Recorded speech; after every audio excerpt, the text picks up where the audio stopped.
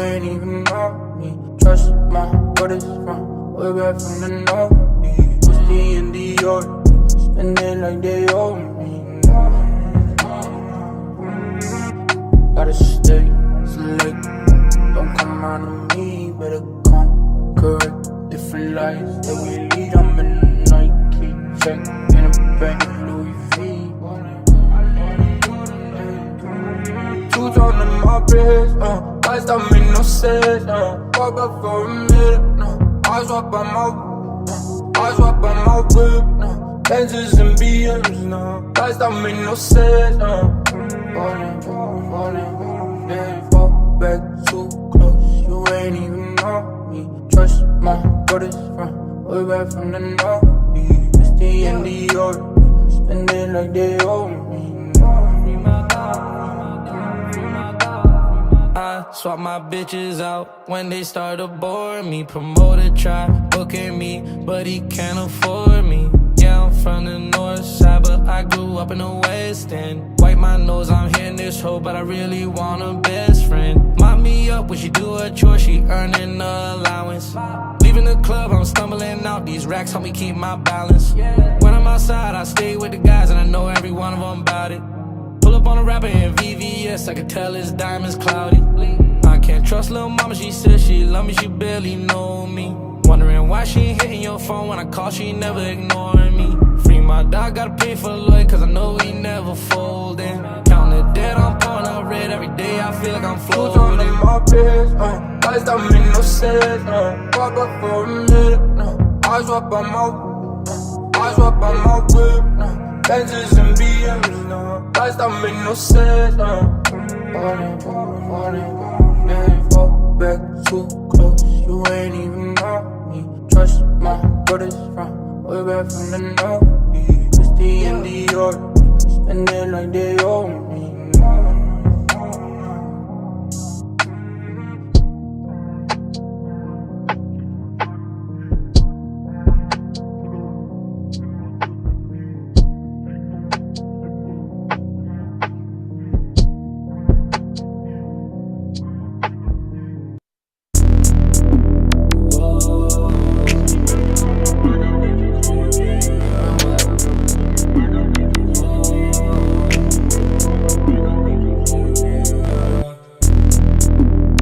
Body like a tattoo. I'll do anything just to have you. Girl, I never bring you bad news. Blow a bag when you in a bad mood. Nueva York.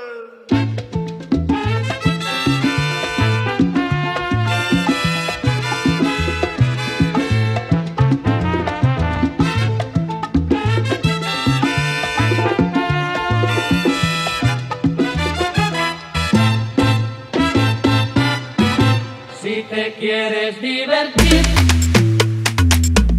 con encanto y con primor, solo tienes que vivir un verano en Nueva York. Nueva York. Si te quieres divertir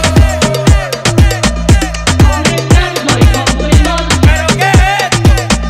solo tienes que vivir Y este frío. un verano en Nueva York. Un ratito nada más. Ey, ey, ey. 4 de julio, par de July. Ando con mi prima borracha Rulay. Los míos en el Bronx, saben la que hay. Con la nota en hoy, por Washington hoy. Willy Colón me dicen el malo. Ey, porque pasan los años y sigo dando palos. Prendiendo discos como cuadro Frida Kahlo. El perico es blanco, sí, sí, el tusi racista. No te confundas, no, no, mejor evita. Ey, un shot de cañita en casa de Toñita. Y PR se siente cerquita, sí, sí, sí. Tengo el campeonato, nadie me lo quita. Cerveza nuevo, no me voy de cerveza nuevo, ¿ok? Puerto Rico. Como Bad Bunny va a ser rey del pop, ey, con reggaeton y dembow, ey, con reggaeton y dembow, sí, con reggaeton y dembow. Como Bad Bunny va a ser rey del pop, ey, con reggaeton y dembow. Me siento como el lápiz en Cape del Dough. Cuando yo nací fue que nació el flow de low a low. Ping pong, flow pesado, Big Pong. Con silenciador le robamos las gatas, J-Bone, ey. Yo estoy en la la mía no tengo adversario, no. Con los Yankees los me en Soto, a correr que otra vez la sacamos al estadio. Si te quieres divertir con el canto y con primor, solo tienes que vivir. Ya mismo nos vamos. Un ratito más. Cuidado que nadie nos escuche. Cuidado que nadie nos escuche. Cuidado que nadie nos escuche. Cuidado. Tú tienes piquete, mami, yo también. Tú estás buena, yo estoy bueno también. Huelo rico y ando con los de 100. Si tú lo quieres, lo tienes que mover. Tú tienes piquete, mami, yo también. Tú estás buena, yo estoy bueno también. Huelo rico y ando con los de 100. Si tú lo quieres, lo tienes que mover. Lo tienes que mover. Lo tienes que mover. Lo tienes que mover. Lo tienes que mover.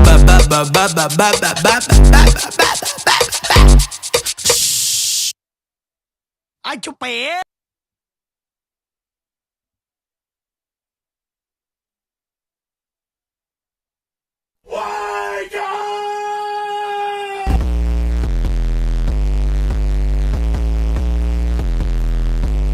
This that new season 10, this that best friend, this that pull up blow, they thinking they high like 5 out the gym.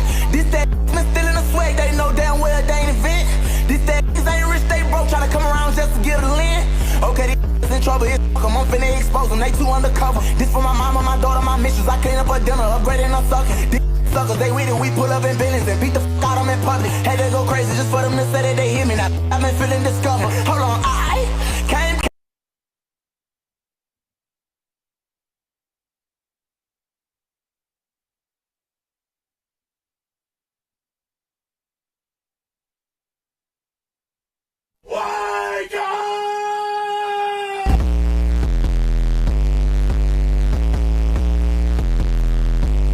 This that new season 10, this that best friend, this that pull up blow, they thinking they high like 5 out the gym. This that been still in the swag, they know damn well they ain't event.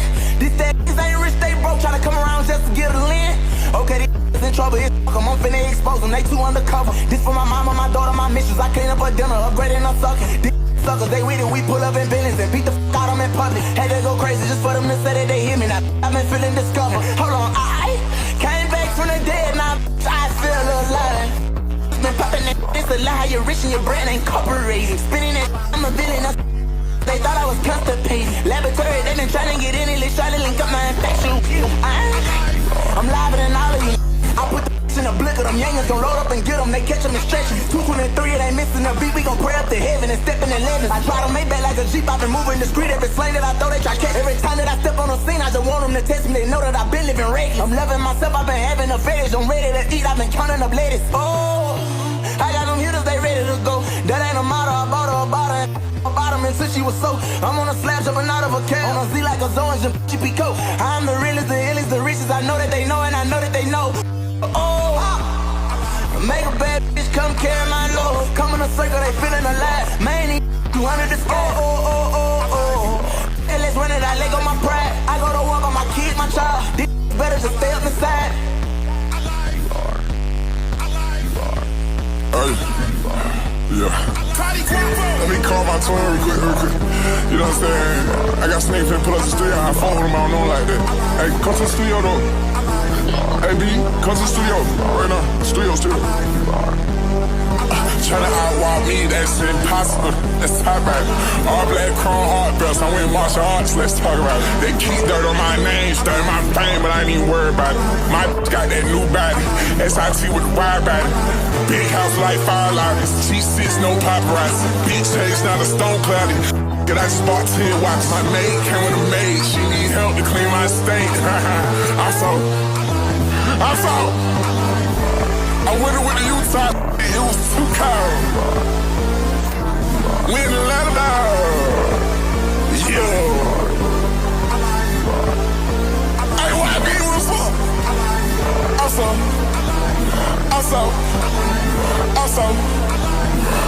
what? I saw. Maybe I'm ready to trip. not ready for him. I'm the reason sipping that drink and talking with lips. I'm the reason the YS went fast, not pop your shit. I'm the reason I be bragging about the life.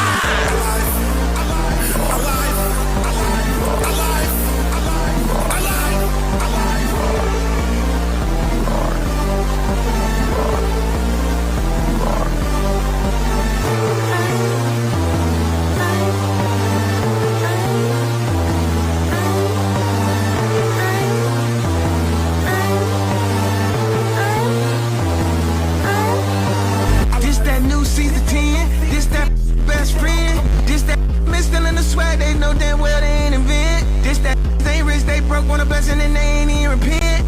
Crazy just wanting to say that they hear me, that bitch now I'm feeling discovered. Hold on, I came back from the dead now, I feel alive.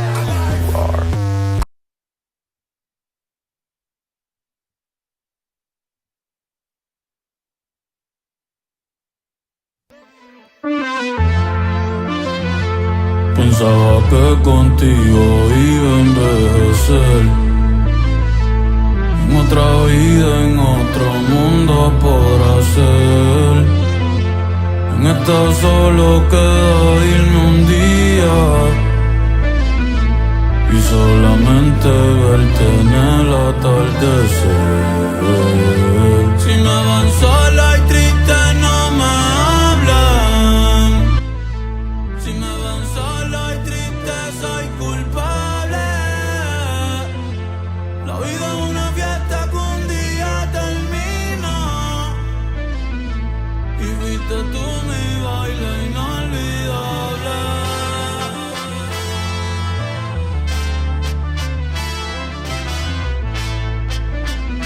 Y fuiste tú mi baile inolvidable.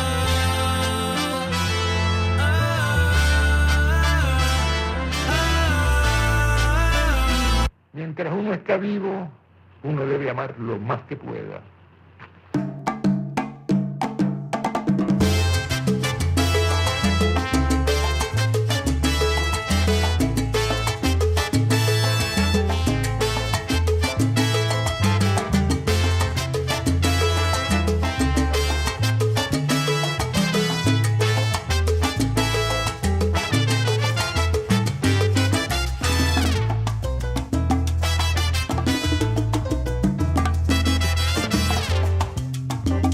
Pensaba que contigo iba a envejecer. En otra vida, en otro mundo podrá ser. En esta solo queda irme un día y ver pa'l cielo a ver si te veo caer. Si me ven solo y triste no me hablan. Si me ven solo y triste soy culpable. La vida es una fiesta que un día termina. Y fuiste tú mi baile inolvidable.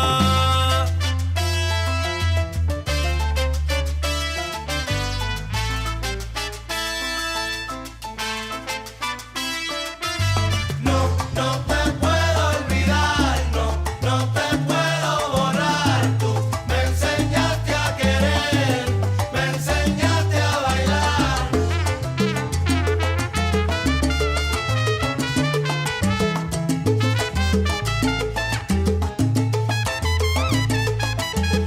No te puedo olvidar, no te puedo borrar. Tú me enseñaste a querer, me enseñaste a bailar. Ey, dime cómo le va para olvidarte. Hay un paso nuevo que quiero enseñarte. En las noches ya ni puedo dormir. Lo que hago es soñarte. No te puedo olvidar, no te puedo borrar. Tú me enseñaste a querer, me enseñaste a bailar. Como tú me besabas, como yo te lo hacía. Como tú me mirabas, bellaquito me ponía. Se siente feo no tenerte cerquita. La nueva mamá bien, pero no es tu boquita. Mi diablo, mi ángel, mi loquita. Mi diablo, mi ángel, mi loquita. Ay.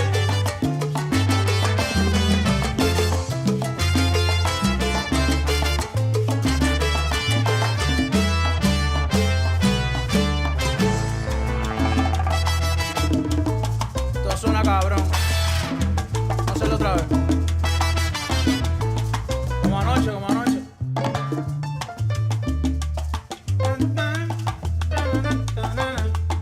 Aprieta, chamaquito, aprieta.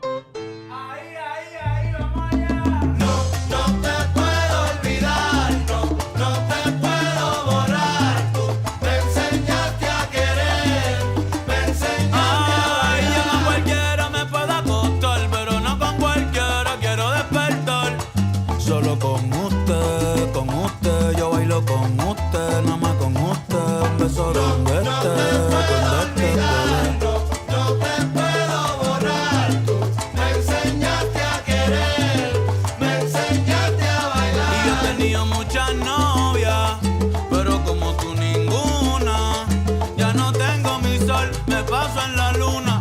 Si te pienso me tiro de una. Mi diablo, mi ángel, mi loquito. Mi diablo, mi ángel, mi loquito.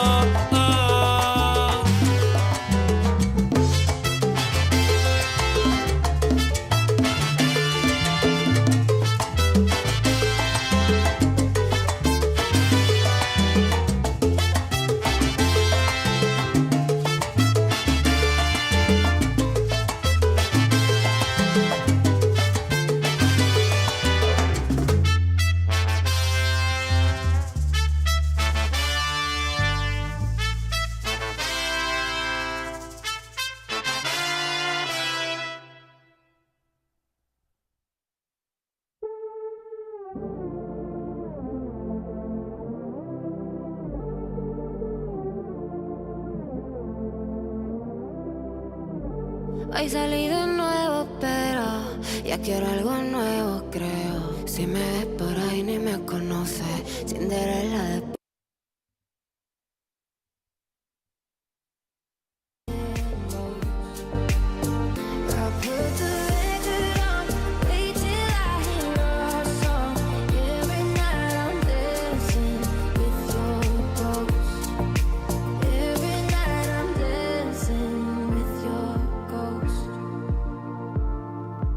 Never got the chance to say your last goodbye.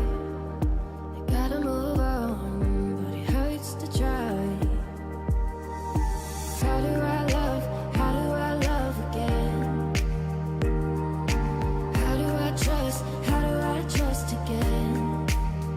I stay up all night, tell myself I'm alright. Baby, you're just harder to see than most. I put the record on, wait till I hear our song. Every night I'm dancing with your ghost. I stay up all night. Every night I'm dancing. Every night I'm dancing. Every night I'm dancing with your ghost. I stay up all night, tell myself I'm alright. Baby, you're just harder to see than most. I put the record on, wait till I hear our song. Every night I'm dancing with your ghost. Every night I'm dancing with your ghost.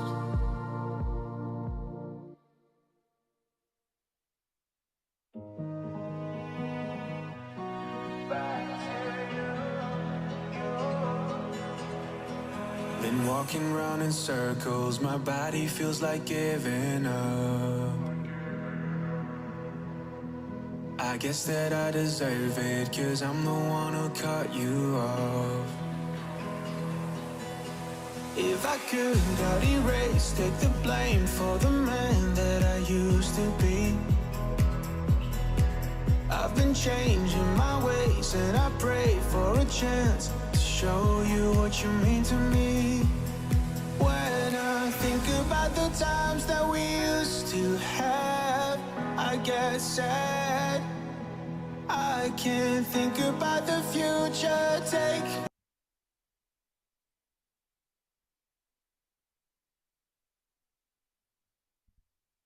Por la mañana café, por la tarde ron. Ya estamos en la calle, sal de tu balcón. Por la mañana café, por la tarde ron. Ya estamos en la calle, sal de tu balcón. De Arecibo hasta Ponce, de Fajardo a Rincón, en la voz de todo un barrio, desde Almirante a Frontón. Por la mañana café, por la tarde ron. Ya estamos en la calle, sal de tu balcón. Que lo bailen en Lloren, que lo bailen en Canales. Hoy voy pa' la carretera con todas mis anormales. Por la mañana café, por la tarde ron. Ya estamos en la calle, sal de tu balcón. Hoy yo no quiero dormir, lo que quiero yo es amanecerme y beberme un galón. Por la mañana café, por la tarde ron. Ya estamos en la calle. Brother, yo no sé ni cómo yo llegué a casa anoche. Clase lo que era. Hoy me están tirando de nuevo para bajar para allá, pero yo creo que hoy sí que ha hecho pichadera, que no me esperen, bro. El humo empañó el camino y no pude recordar el camino pa' mi casa. Hoy me vuelves a invitar. Yo me iba a quedar tranquilo, pero si quieres vacilar, sube tú pa' la montaña, porque hoy yo me quedo acá. Ven subiendo, que no le vamos a bajar. Sube tú para la montaña, hoy yo me quedo acá. Ven subiendo, que no le vamos a bajar. Sube tú para la montaña, hoy yo me quedo acá. Dile algo. Allá abajo, allá abajo, allá abajo, allá abajo. No se me ha perdido nada. Están arriba en el monte los códigos de verdad. Suban pa' acá pa' que vean. Ven subiendo, que no le vamos a bajar. Sube tú para la montaña, hoy yo me quedo acá. ¿Qué se hace hoy? ¿Qué se hace hoy? Hoy se bebe, y nadie nos va a parar. El samurái está en brillo y el combo va a chinchorrear. Ponle. Ven subiendo, Vamos. ven subiendo, Dale pa' acá. que no le vamos a bajar. Dale, vamos a bajar. Sube tú para la montaña, hoy yo me quedo acá. Ey, ten cuidado. Uy, cuando te toque bajar, que no te vayas por rico y te tengamos que buscar. Yo te voy a decir algo para que sepas. En el monte hoy se rompe, desde que sale el sol hasta que se esconde. En el monte hoy se rompe. Si ando goma botando humo, dale, ponle. En el monte hoy se rompe. Suban pa' acá pa' que sientan el torque. En el monte hoy se rompe. Me voy a dar otra en lo que los muchachos hacen el corte.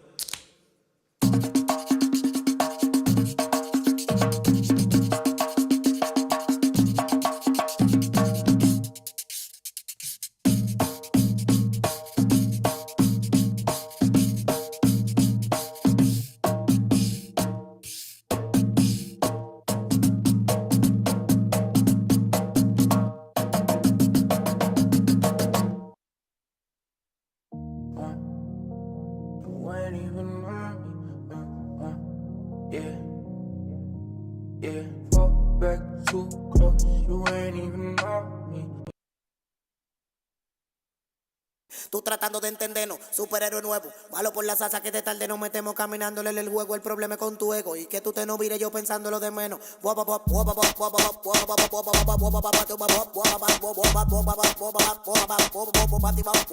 Desde que yo ando en la calle sabio contra mi gente. No es lo mismo ruling con maná de delincuentes. No es por el teléfono, es que tú le des el frente. No quiera que me altere y la sangre se me caliente. Desde que yo ando en la calle sabio contra mi gente. No es lo mismo ruling con maná de delincuentes. No es por el teléfono, es que tú le des el frente. No quiera que me altere y la sangre se me caliente. Desde que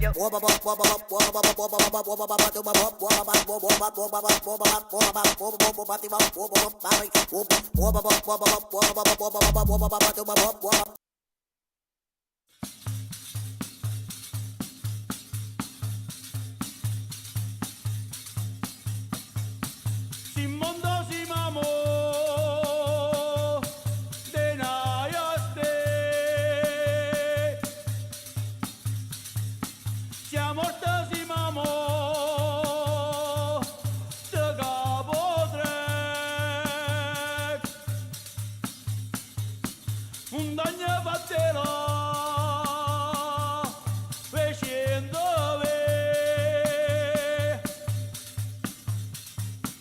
tu tienes mano a te,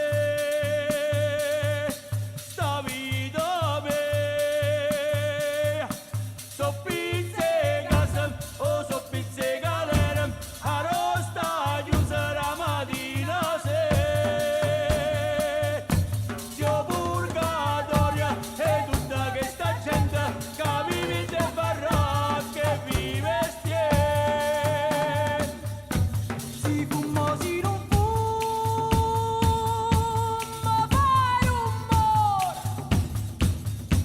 e ho fuoco che te porta in tuo cor. Quando fa notte cielo si fa scuro, solo ricordo di te non ci fa paura.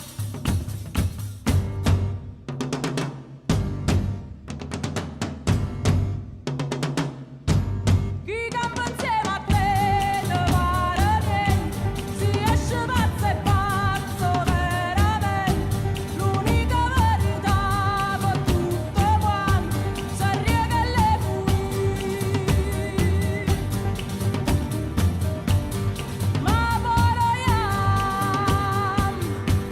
prima che qualche giorno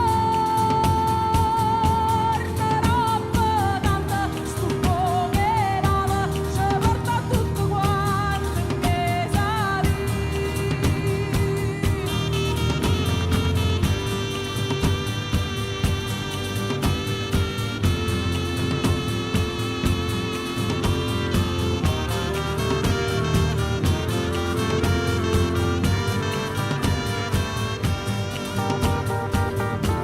chi campa insieme a te ne vale niente, si esce pazzo e pazzo veramente. L'unica verità per tutto quanto sarebbe che le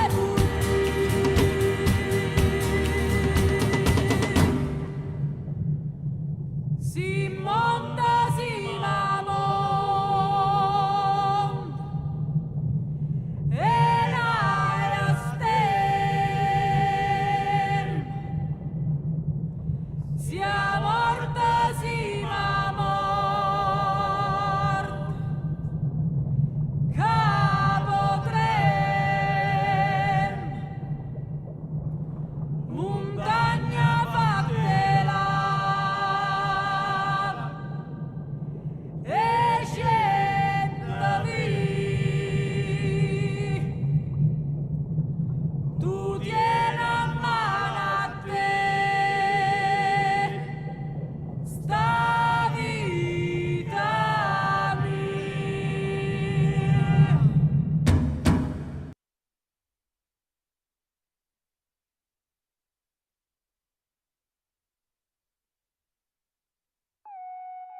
Tiny, baby, tú estás buscando un perreo.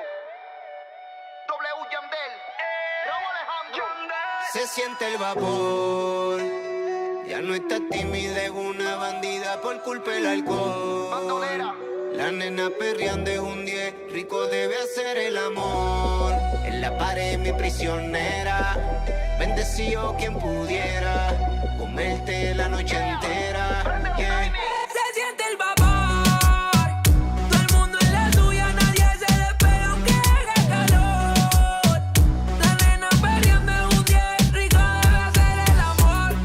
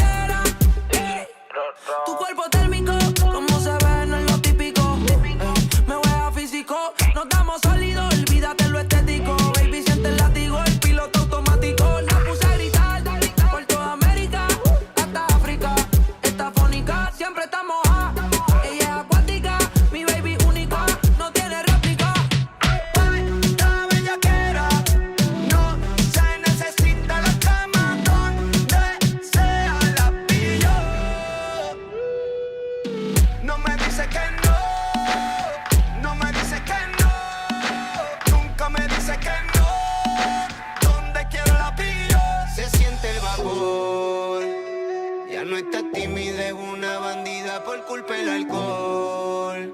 La nena perreando es un 10, rico debe hacer el amor. En la pared mi prisionera, bendecido quien pudiera comerte la noche entera. Yeah. Toma ahí, caballero, Wisin y Yandel. Señoritas desde el otro nivel. El Zorro, Raúl Alejandro, W con Yandel, Tiny, combinación elite. Dice, ey, ey.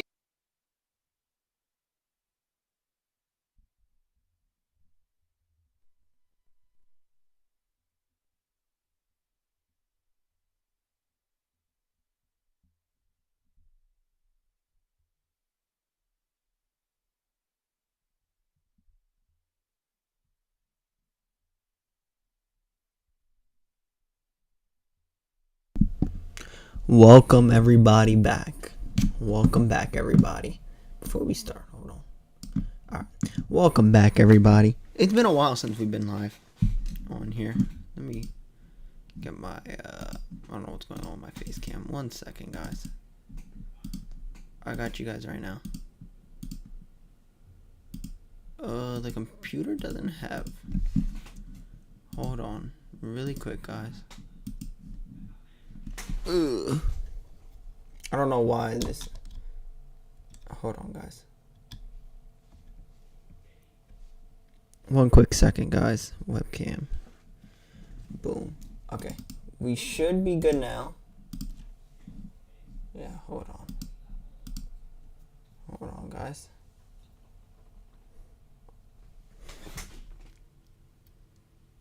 Hold on. Really quick, guys. Let me just adjust my camera.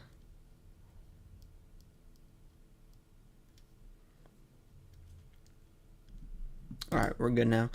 Alright, guys. There we go. Now you guys should be able to see me, right? Yeah. Alright. Damn, it's been a while since we've been back here. Alright, guys. It feels good that we're finally back here. You know, if you guys have any comments or anything, make sure you guys put it into the comment section. I could see the comments up here. What's going on, everybody? I mean, it's been a while since, you know, I've been on here. I you guys like that new intro, by the way, because it took me a little bit to get, but now that I finally got it, it's actually pretty dope. So it took a little bit before I got it. I'm just glad that we finally got it. Now we're gonna be rocking out with it. And with that being said, we have a lot to go over today. We got the misconceptions of HLP. We have the Yankee series against Boston. We got some drills, of course, that I would like to talk about. We have the Rafael Devers trade, which was crazy. I'm not gonna lie, that trade caught me off guard. That full-on trade caught me completely off guard. I was not expecting Devers to be traded today, and especially to the Giants. I mean, we're gonna start with that first, with him getting traded, because I actually have it right up here. So let's get straight into this. All right. So first and foremost, why did he get traded to San Francisco? Like, out of all teams, he got traded to San Francisco. Like, that actually caught me off guard with that. Let me explain what I think about this trade. Who won? The winners and the losers of this trade. So first off, let me show you guys who they also got. So they got, I think you guys could see it from there. So they got I can't speak. The Boston Red Sox got Rafael. They traded Kyle Harrison, Jordan Hicks, Josh Bello, and James Tibbs. To be quite honest, I don't know any of those people. I actually don't know any of those people. So it's a little interesting why they would get rid of him for this type of package. I would have expected a bigger package if they were going to get rid of a guy like Rafael Devers, not a package like this. That caught me very off guard, to be quite honest. Jordan Hicks isn't bad, but he also he struggles a lot. Like I think it was last year. He had a pretty good year. But the year before that, though, let's go see Jordan Hicks' stats really quick. Let me make sure. Because last time I checked, someone told me that he was struggling so far. Yeah. I don't know why they would make a trade like this. What was the purpose of it? Is my question.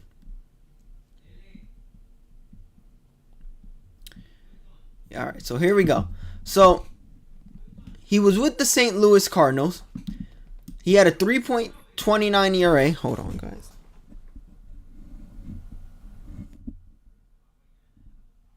Okay, there we go. He had a 3.29 ERA. His best year was 3.29. No, actually, his best... No, did he even pitch that much? Yeah, no, he didn't pitch that much that year. All right, so his best year was 3.29. I was right. It was 3.29. And he had 41 innings. No. There's a lot of numbers. 65.2 innings pitched. That was his best year so far. Then let's fast forward to more recent. So 2024, he actually didn't do bad in 2024. 4.1. Okay, not too bad, but it's a bit high of an ERA to have. Then he goes to a 6.47, which is this year. The question is what was the purpose of that? You have a guy coming in with a 6.47 ERA. I don't really know if I don't know if I would agree with this one. I just think there's so many. Who could they have gotten from the Giants? I'll be honest. Let's see who they could have gotten from the Giants. Giants roster. Okay, they gave me the wrong Giants.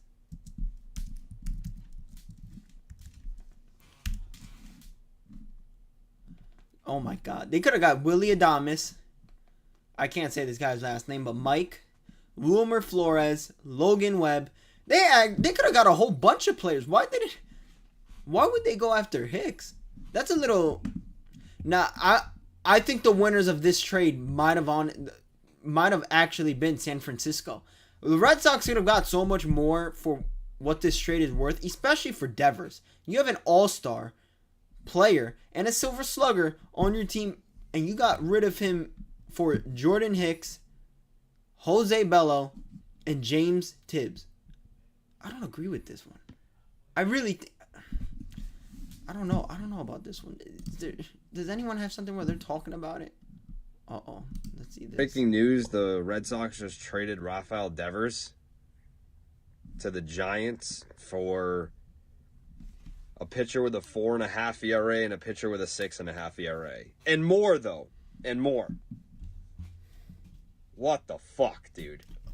Like, I was getting a couple of messages like an hour ago about, hey, something might be going down with Devers. I got like a DM from like a random person. By the way, what's up, Dom? Like, hey, you hearing that the Red Sox traded Devers? And it's a random person, so like I'm not going to run with it. Then there started to be like more smoke, and I was like, there's no way. Like there's got to be like stuff like this happens behind the scenes all the time where, you know, like we kind of hear about conversations that might be ongoing, but there's no way that they would trade Rafael Devers right now, right? I'm like in shock because the Red Sox just swept the Yankees to get to a game over 500. They're currently in a playoff spot, and then they just traded their best hitter for a couple of pitchers that are not performing super great this year. I know Harrison's a 23-year-old, obviously, you know. I'm not even going to try to, like, get into, like, talking myself into the return. It's more just, like, why the fuck would you do that? Like, what? Man, I've kind of said this before about, I guess, you know, you'd like to think that the front office members, they're smarter than you. They know more than you. I can't imagine we got to a place with Rafi being disgruntled or his unwillingness to play first base or play third base in the absence of Breggy, that it was just an unfixable thing. From all accounts, like from guys on the team, they're like, yeah, no, Rafi's happy. Like, you know, he's cool with us. This feels like a Breslow personal beef thing. This feels like, all right, you won't play first, then see you later. I mean, did you really need to, I don't want to say punt on the rest of the season to prove a point that it's either my way or the highway? But what the fuck? Like, I don't even want to say. He's not completely wrong here. You just got done sweeping the Yankees. And you got rid of your best player. Bregman is not your best player. None of these other guys are your best players. Why would you get rid of Devers here? That's my main question. What was the purpose of getting rid of Devers here? I do agree. I actually might have. I don't know. I don't know if I would agree with all this. I don't know. That's like a little more like, all right, well, if you're not gonna play for me, then you know what? We're gonna get rid of you. That's what that really was. Because let's go backwards. When Juan Soto didn't sign that extension with Washington, Washington said, all right, cool. If you're not going to sign with us, and we know that now you want to go hit free agency, you know what? We're going to get rid of you now. We're going to get rid of you. That's what we're going to do. We're going to get rid of you. We don't care what team you go to, but you're not staying here with us anymore. And they got rid of him. He went to San Diego. He actually balled out in San Diego, and that was it. Devers is the same way. They basically said, all right, well, if you're not going to sign here and you're not going to stay here and you're not going to go play first base. I don't know if he has an extension. I don't think he has an extension. But I'm going to get rid of you then. Because you're not going to do what we say. I wouldn't imagine. Like, okay, you get rid of Devers. I would think, all right, we're going to go get someone better. Maybe not better, but we're going to get our money's worth. That's more like it. We're going to go get our money's worth. I just felt they could have gotten a better. First of all, they could have got a way better trade than what they got here. I think what they got here, they kind of lowballed themselves. But again, maybe there has to be an analytic or something for why this trade was done the way it was. That's what I have to think. Say this, but like, if the Red Sox don't make the playoffs now, like, I think Breslow deserves to get fired. That's how I feel. Maybe it's just like emotion in the immediacy of the trade, but like, that's your franchise player who, yeah, he was pissed off because he got blindsided by the Bregman signing. Like, both sides were wrong, like, both sides are wrong. The Red Sox should have communicated better. I think Rafi should have handled that a little bit better too. But is that reason? I mean, the dude's having one of the best, if not the best, offensive season of his fucking career. And as a DH, which you told him he was a DH. You made him the DH. That was you that did that. And he's holding up his end of the bargain. No, you told me I'm a DH. Now we want you to be a first baseman. You pissed him off once, you pissed him off again. And because of that, because you... Which he is absolutely right. You told him, all right, you're going to be a DH. All right, no, now you're going to be the first baseman. It's like, all right, well, tell me which one I'm going to be. Asked him to be a DH, and he fulfilled that request. He gets traded? What, for roster flexibility? Like, what's your plan now? Like, do you have a guy waiting in the wings that's going to hit fucking 300 with a 950 OPS? 40 doubles, 30 bombs, 100 ribbies? You got that guy? He's just waiting in the wings right now? Like, way to take the fucking... like, people were so excited for the podcast tonight because the Red Sox swept the Yankees and they're back in it, and it's like they're in a playoff spot, they have a winning record, and now it's going to be a funeral. How the fuck do you trade Rafael Devers for that? Damn, he's really pissed off about this. Return, and B, the moment in which you did it. How? Like, there better be a fucking press conference when that plane lands, when they get out to the West Coast, and Breslow better answer every fucking question that the media has for him. This is crazy. Like, I can't believe it. Like, in the moment right now, it's like I found it's official. It's been official for like what, 10 minutes. I cannot believe that this happened. And I don't think it's going to be one of those things where when the dust settles, you'll understand and all is well and the Red Sox will keep on rolling. Like, well, you have to also remember that they also did this with Mookie Betts. A lot of people question why they traded Mookie Betts too a couple years ago, which I don't know why they did it. Mookie Betts was their franchise player, and if Mookie Betts stayed there now, I think Mookie Betts would have been hot take, but I think he would have been probably hitting 40 to 45 home runs. I'm not gonna lie. I think he was the franchise player of Boston if he would have stayed there, Mookie Betts, and they got rid of him. Remember that they got rid of him and they sent him to the Dodgers. So this is the first time that they've done this. You traded Rafael Devers. You traded Rafael Devers.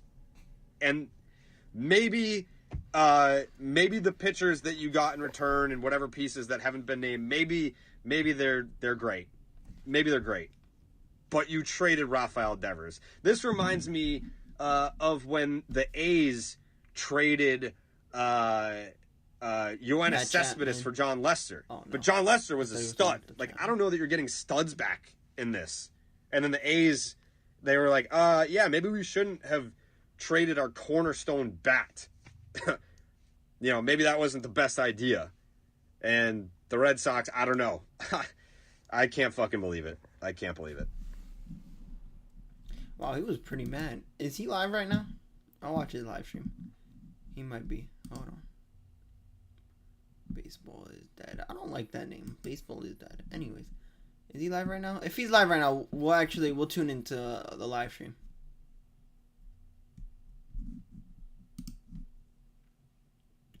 I don't know if he's live though. Don't quote me. We're gonna check if he's live. No, he's not live right now. Yeah, if he was live, I would have watched it for you guys. Told you guys what's going on. I don't even know that there's a podcast for him on here.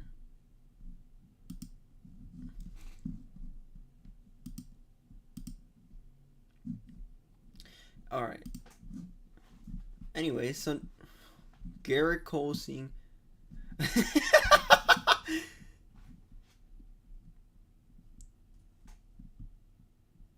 Hey, the Giants are in deferred contract game. They're taking on roughly $255 million with Rafael Devers, who passes Willy Adames to become the highest paid player in franchise history.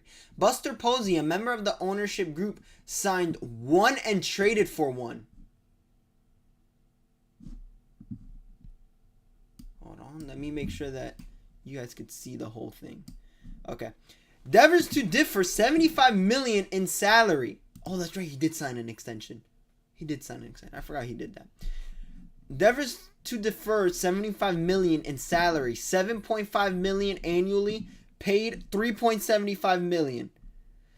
Each February 1st and November 30th, 10 years after it is earned through 2043. Wow.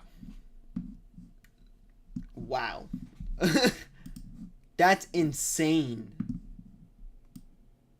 That is insane. I wouldn't trade Rafael Devers for the pieces that they got. If I was going to trade Rafael Devers, let's say Bregman was on like Houston, that's a trade I would say, all right, you know what? I'm going to make the trade there.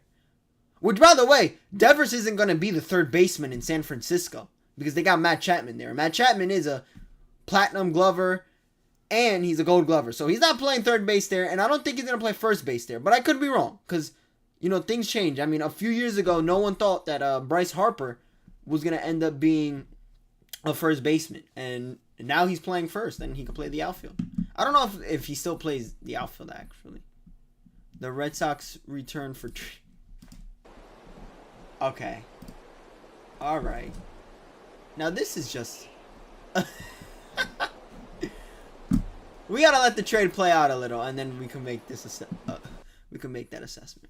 We gotta let it play out just a little more, and then we'll be good. Before we can make that assessment. Breaking: the San Francisco's are acquiring. You know what? Let's see the comments on these. Someone explain this. Oh. Actually, you know what? I'm curious to see. In NBA terms, the Rafael Devers trade from the Red Sox to the Giants is like the Celtics trading Jason Tatum to the Warriors. Devers, a young all-star slugger, mirrors Tatum's role as a cornerstone star. The Red Sox, like the Celtics, are a historic franchise in trading Devers for pitchers. Jordan Hicks, Kyle Harrison, and others suggest a rebuild. Wait. They're doing this all for a rebuild? Are you serious? Akin to the Celtics getting prospects for Tatum, the Giants, like the Warriors, aim to win now with a proven star. Fans are split. Some see it as a smart move for Boston's future. Others think they lost a key player. The Giants' gain could boost their lineup, but the trade's fairness is debated. I don't know if Red Sox fans are split. This is perfect for the Giants, but terrible for the Red Sox. Make no sense at all, especially with the players they get back. I absolutely agree with that. Just an hour after I posted, the Red Sox may not be sellers after all. Reality greater than wishful thinking. That's what happens when you cry about your position. Jeff Passan didn't even break the story. Why would I sign up for alerts? That was crazy. He actually didn't break it. It was, I think, some guy named Brandon. I know it was a guy with a B in his name. He broke it. I'm like, nah, there's no way that Devers actually just got traded. Like, I looked at my phone and I said, yo, there is no absolute way that they just traded Devers. There's no way. How do you trade your star? That's what. And then it's like, I would have expected, all right, you're going to trade your star and you're going to try to get something in return for it. They didn't do that. They didn't do that at all. That's what's interesting to me. That. Giants at... Do they have this game live right now? Oh, no. People are commenting. I thought they had it live right now, guys.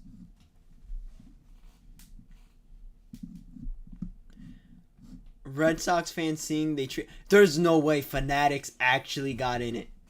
There is no way. And BetMGM. Red Sox fans seeing they traded away a I don't know that word. Muffle. I don't know. All-star. Rafael Devers checking Twitter after the Red Sox swept the Yankees. Why am I on there? Yo, The Sopranos is a great show, by the way. What's the return? Let's see what they say here. 6.5 and 4.5 ERA pitcher and two other bums. I wouldn't say they're bums. Wow, people are upset. I'm not gonna lie, I would be upset too. I mean, I'm not honestly, I could watch any team. I like every team. I like the Red Sox, Yankees. I like every team, so it doesn't really matter to me. I mean, I even like the Athletics. The only team that it's a little hard to watch is Colorado. I could still watch their game. It does get a little hard to watch some of their games.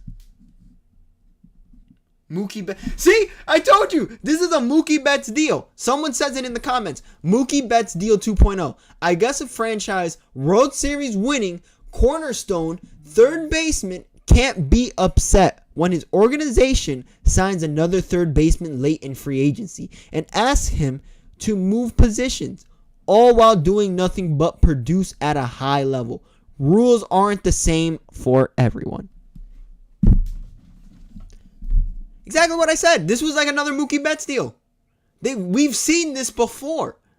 To be surprised, yes, I get it. Because it is a very surprising trade. I'm not going to lie. It is a very surprising trade to see.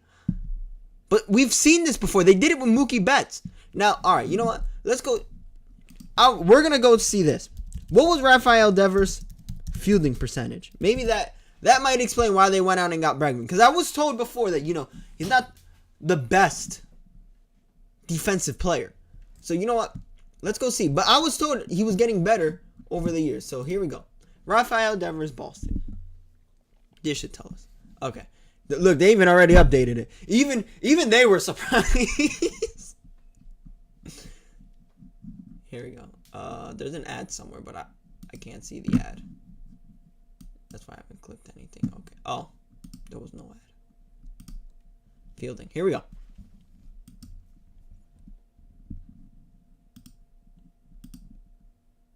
Oh, I didn't even know. Oh man, his fielding percentage was very low. Yeah, his fielding percentage is really low. Oh, that's career-wise. Okay, career-wise, yeah, that's not that high. That he does make a lot of errors. Yeah, 960 is yeah, that is pretty low. That is pretty low. Cuz look, the average, if I'm correct, the average should be I think 985 or 975. So, fielding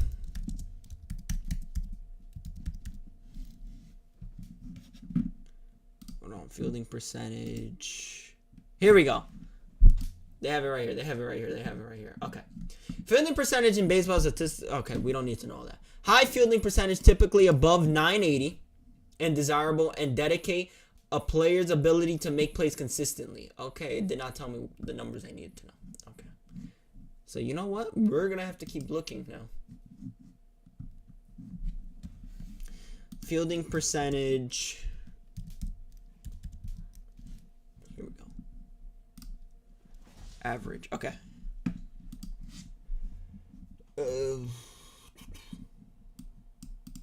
An average fielding percentage in baseball is typically above 970. Okay, so I was basically right. I said 975.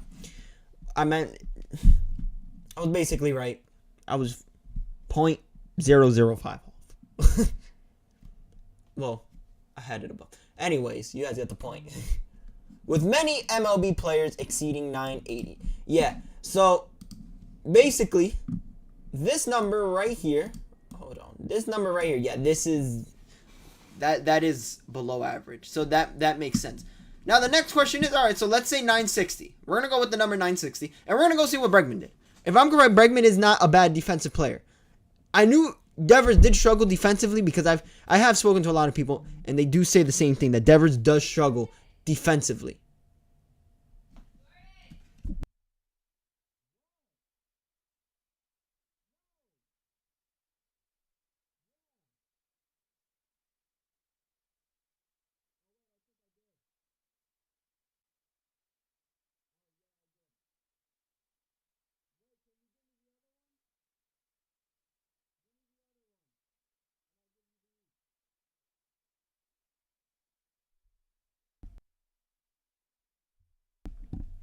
Anyways, that being said,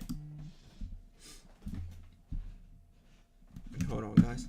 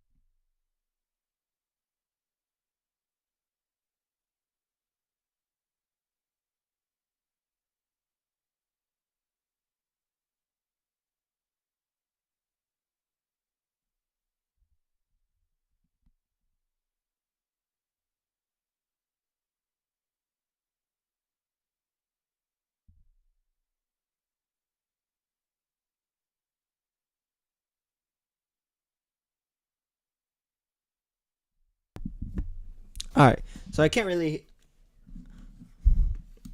All right, guys. So while I wait for this to, I had to get a new pair of my headphones. So while I wait for these to connect, we're gonna keep going. I'm not sure if the mic is catching me, so give me 1 second, guys. Let me make sure that it is. Okay, yeah, we're good now. All right, my fault, guys. So I don't remember where I was going. All right, so with Bregman now, we're gonna go check where he is.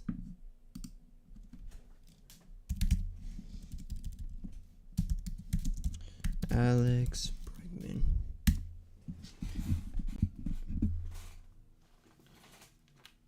Oh my god. Yeah, these are not connecting for some reason, guys. I don't know what's going on here.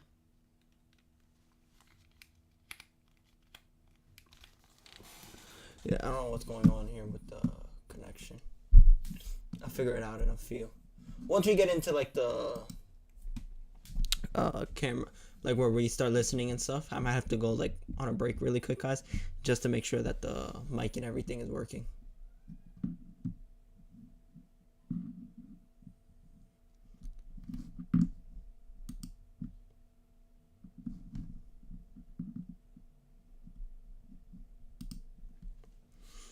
Here we go.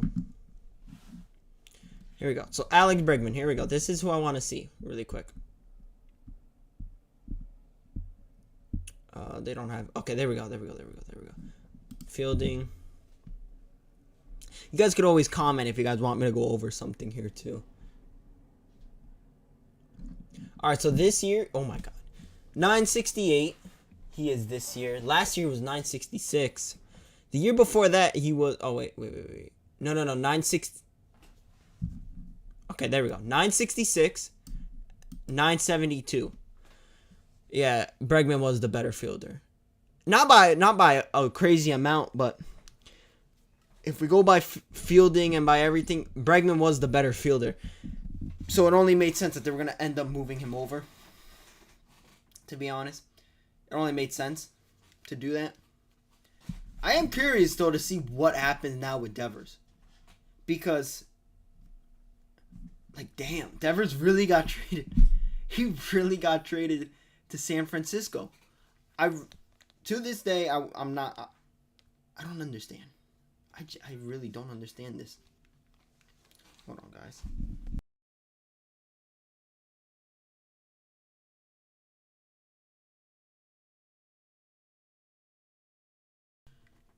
No, I don't know why it's not connecting. This is so weird. I can't hear through this one right now.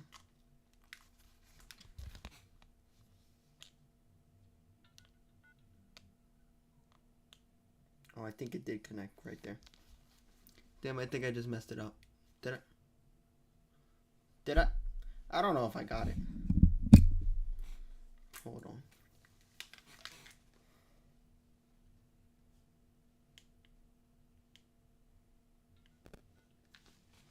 We're gonna try something a little different, guys. I'm gonna try to put it, do this a little backwards, just so this could work for now. Yeah, I'm not sure what's going on with the headphones right now.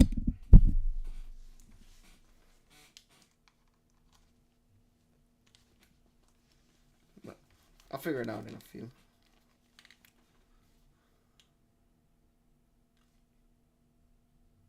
Waiting it just here. Okay. There we go. Why does it keep disconnecting? He's getting me annoyed right now. Okay. Should be good now. Let me make sure. Oh. That's why. Alright. Alright. Damn, that's just bizarre. How do you trade your best player?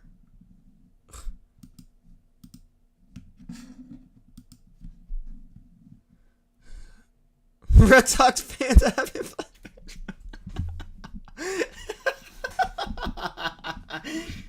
That's so messed up. This is exactly what I mean. Same thing, same everything. I wouldn't be this surprised. They've done this so many times. Well, not so many times, but they did this with Mookie Betts. Like, hold on, guys. I'm gonna see if maybe if I restart this, if it'll work.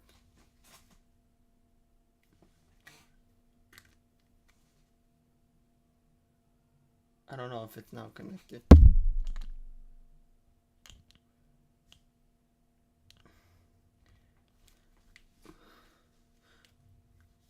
Alright, hold on. Boom. And I could connect it down there. Hold on, guys. Oh, wait, no, I can't do that. Just remembered I can't even do that. See, this is gonna be annoying now. Yeah. I don't know what's going on. Because I can't hear, I can't hear it now, and now the headphones don't even sound right to me. So, guys, what I'm gonna do really quick. Hold on. What I'm gonna do really quick, guys, is I'm gonna be back in 4 minutes. I'm gonna be back in 4 minutes, guys. So for everyone who's watching, I'll be back literally in 4 minutes. Promise you that. 4 minutes, I'll be back. By 9:58, I will be back. And we'll be good. And we'll begin from. I can't speak. We'll go from where I'm at right now. But I'm gonna be back at 9:54, guys.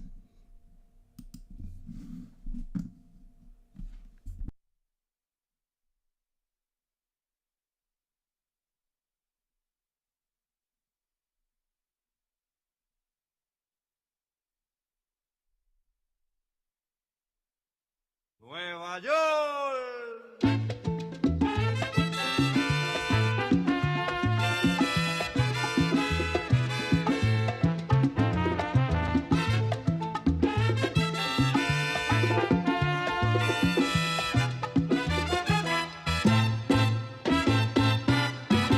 Si te quieres divertir con encanto y con primor,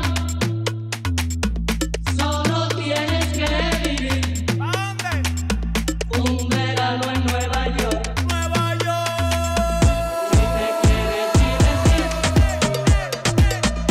con encanto y con primor, ¿Pero qué es esto? solo tienes que vivir Y este frío. un verano en Nueva York. Un ratito nada más. Ey, ey, ey. 4 de julio, Farley y Ulay. Ando con mi prima borracha Rulay. Los míos en el Bronx, saben la que hay. Con la nota en hoy, por Washington hoy. Willy Colón me dicen el malo. Ey, porque pasan los años y sigo dando palos. Tendiendo discos como cuadro Frida Kahlo. El perico es blanco, sí, sí, el tusi racista. No te confundas, no, no, mejor evita. Ey, un shot de cañita en casa de Toñita. Y PR se siente cerquita, sí, sí, sí.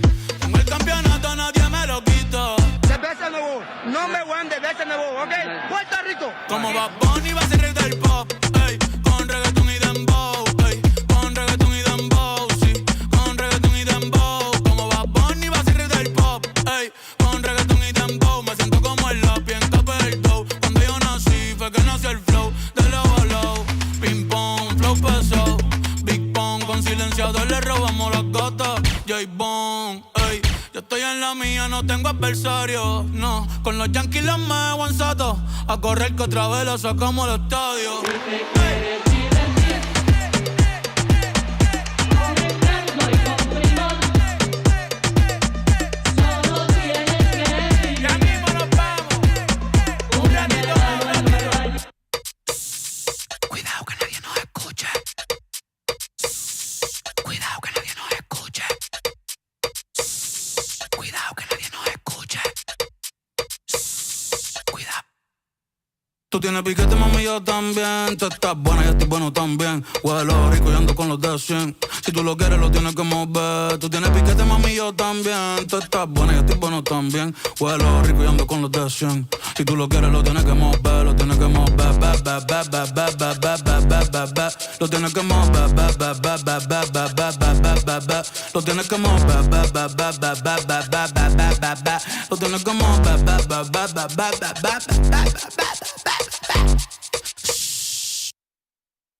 HPR es otra cosa.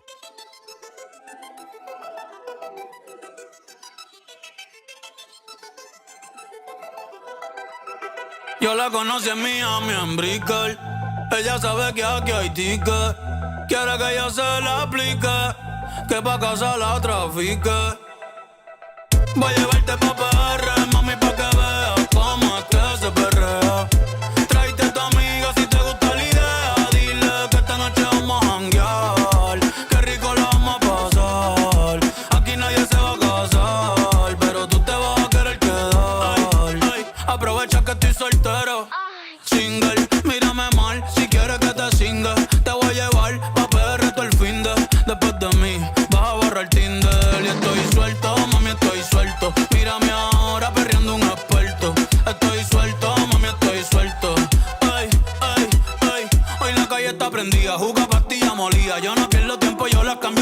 Rosalía, la que me mira a los ojos por 5 segundos, ya yo sé que es mía. ¿Dónde están las malas? Que son bienvenidas. Estoy puesta por lío.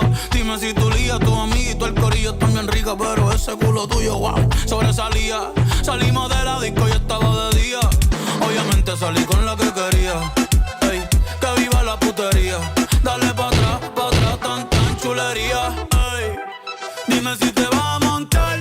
A la isla tengo el portal. Bien borrachos los tres. Baby, a las damas las voy a llevar. Oh, me quiere besar. Ja, yo que la puse mal. Tírate fotita ahora, porque ahorita te voy a despeinar. Yeah, voy a llevarte pa' PR, mami, pa' que veas cómo es que se perrea. Tráete a tu amiga si te gusta la idea. Dile que esta noche vamos a janguear. Qué rico la vamos a pasar. Aquí nadie se va a casar, pero tú te vas a querer quedar. Yeah, sí. Esto es PR, mami. Aquí nací yo y el reggaetón pa' que sepa. Ay, voy cazando y muero perreando. Voy cazando y muero perreando. Voy cazando y muero perreando. Que bailen todas las gatas, nos fuimos al garete. Estás escuchando el que más le mete. Dale mami, suéltate el grillete. Ponte en 4 que te voy a dar fuerte. Ponte en 4 que te voy a dar fuerte.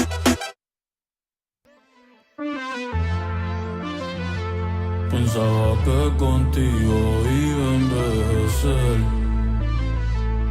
En otra vida, en otro mundo podrá ser. En esta solo queda irme un día y solamente verte en el atardecer. Si me van sola y triste no me hablan. Si me van sola y triste soy culpable. La vida es una fiesta que un día termina. Y fuiste tú mi baile inolvidable.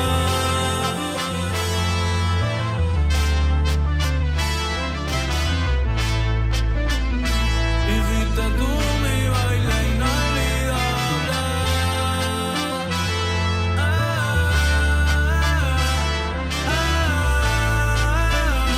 Mientras uno está vivo, uno debe amar lo más que pueda.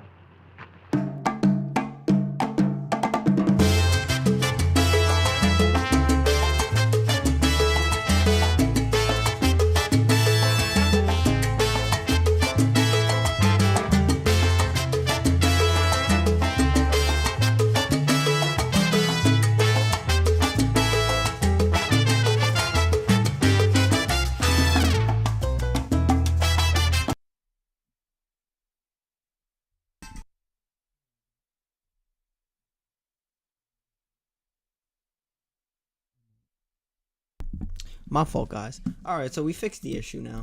I got a new pair of headphones to finally get it to work. I had to get these new pairs. I'm hoping that later on I could use my other headphones, because those are the headphones I really like more. But it's alright. These get the job done too. So it's whatever. Anyways, alright, with that being said, now let's get back into it. Now,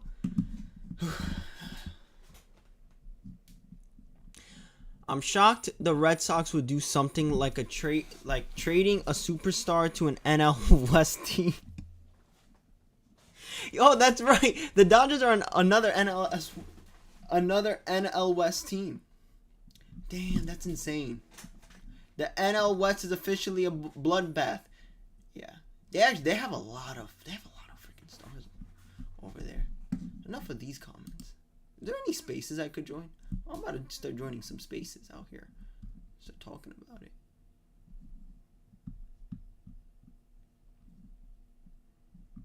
Mookie Betts and Rafael ever seeing each other cheat. Oh my God. Seeing others at the next Dodgers Giants series.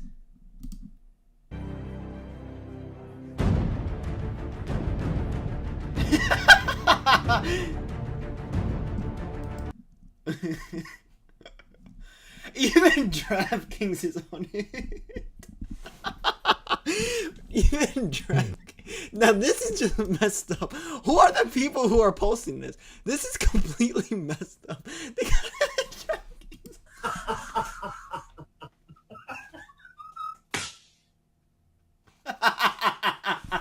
this is messed up.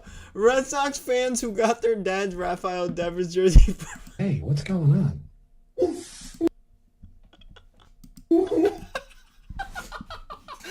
Yo, I wonder how many people actually got their dads that. Yo, that's so. Yo, I actually feel bad. Yo.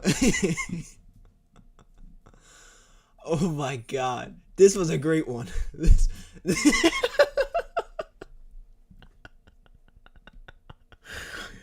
is so messed up. Franchise traded Mookie Betts and Rafael Devers in a 5-year span. At least it's in the same decade. So at least when we look back, years from now, we'll just say it was in the same decade. At this time, for some reason, the Red Sox just had an addiction of trading their franchise players. For the reason being, no one will ever figure out. Red Sox trading, okay. Is there any more memes? There's a lot of good memes on this one.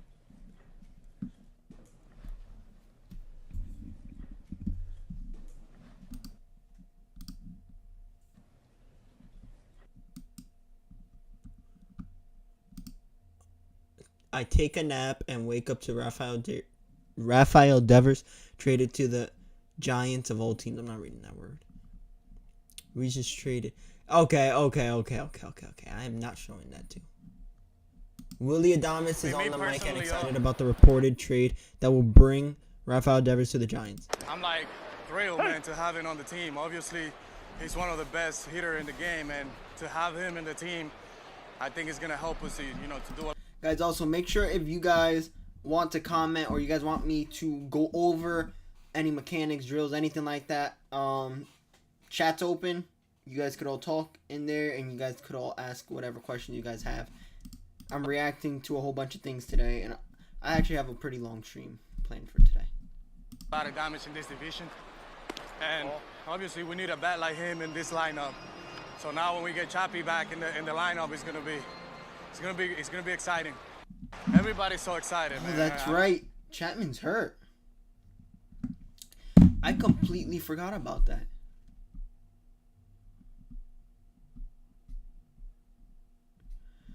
In 2025, Boston fans have lost Brad Martin to the Panthers. Watch Jason Tatum tear. Oh my God. That's right. He did tear his Achilles. I totally forgot about that, actually. Lost Rafael Devers. Man, I feel bad for you guys. I generally feel bad.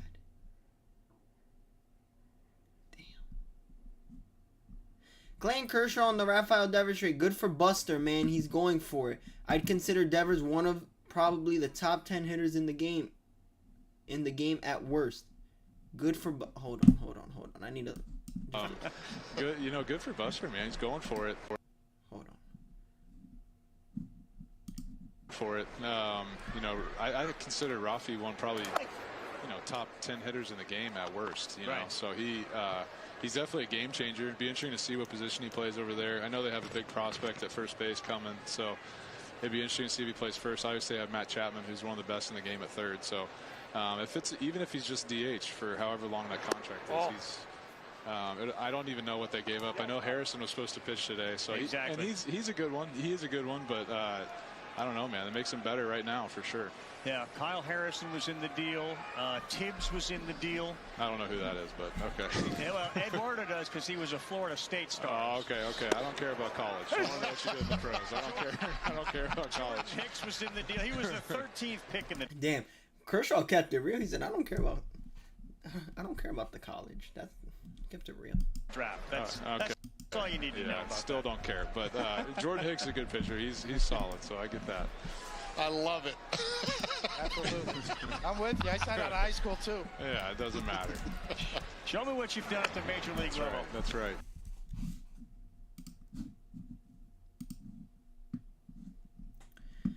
Full trade between the Giants. Oh, here we go. This is the full trade, guys. Just in case you guys want to see.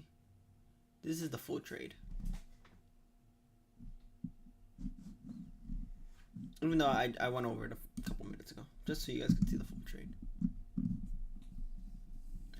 Billy, this is Rafael Devers. He's one of the best hitters in the league. A 30 home run per year guy. Guaranteed 5 WAR. His one flaw, the FSG corporate finance team ran a model that saves John Henry 100 BPs in 2030 if we trade him for no contract in return. Yo, some of the things you guys put are funny. Everyone who just bought their dad a Rafael Devers jersey for Father's Day.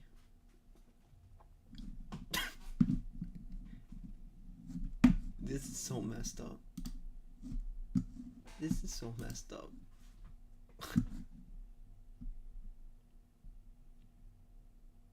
After all the years of Rafael Devers slapping our cheeks, he is finally out of my division. We are free Yankee fans. See, I don't like this. Because I feel like as competitors, we should be able to still win no matter what.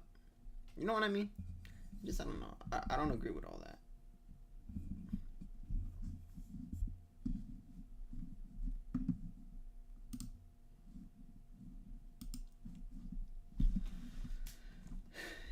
Anyways, we're gonna get into the Yankee series now. I think we've had enough about Rafael Devers. We were on Rafael Devers for about 45 minutes. For literally about 45 minutes. It's been a while. We've been talking about Devers for a while now. I think it's time now that we start talking about something much more newer, like the Yankees and Boston series. You know, we can't fully get off of Devers because the Yankee series. I should have actually started with the Yankee series. I don't know why I didn't start with that. But we're going to get into the Yankee series now because, you know, they got swept today. They looked horrible today from what I have read and what the notifications I've gotten on my phone. So I'm curious to see now. I only saw the Friday game. And I didn't see everything. I just saw the Judge home run, which that home run was, that home run was crazy. So with that being said, I'm going to go find the highlights to Game 1, and we'll go over the highlights for Game 1. Today's, I think, the 15th, right? Today's the 15th? I think today's the 15th. Yeah, today's the 15th, guys. Just in case you guys forgot the date, just like me. Okay, here we go. 6/13. Let me make sure there's no ads, because, you know, they just like to throw ads at us. Waiting for Doc. Hold on. Yeah, there's an ad right now. I gotta purchase premium. This is getting unbelievable. The ads that I be seeing on here are like ads that is like, wow, these are very long ads. I don't know why the ads are so long. By the way, guys, I might be live streaming more than once this week because I'm more than likely not gonna be live streaming next week. So I'm gonna be live streaming a lot this week. At least I'm gonna try one more to get one more done this week or 2 more. I just want to get enough live streaming done for this week. Okay, here we go, guys. Ad should be done now.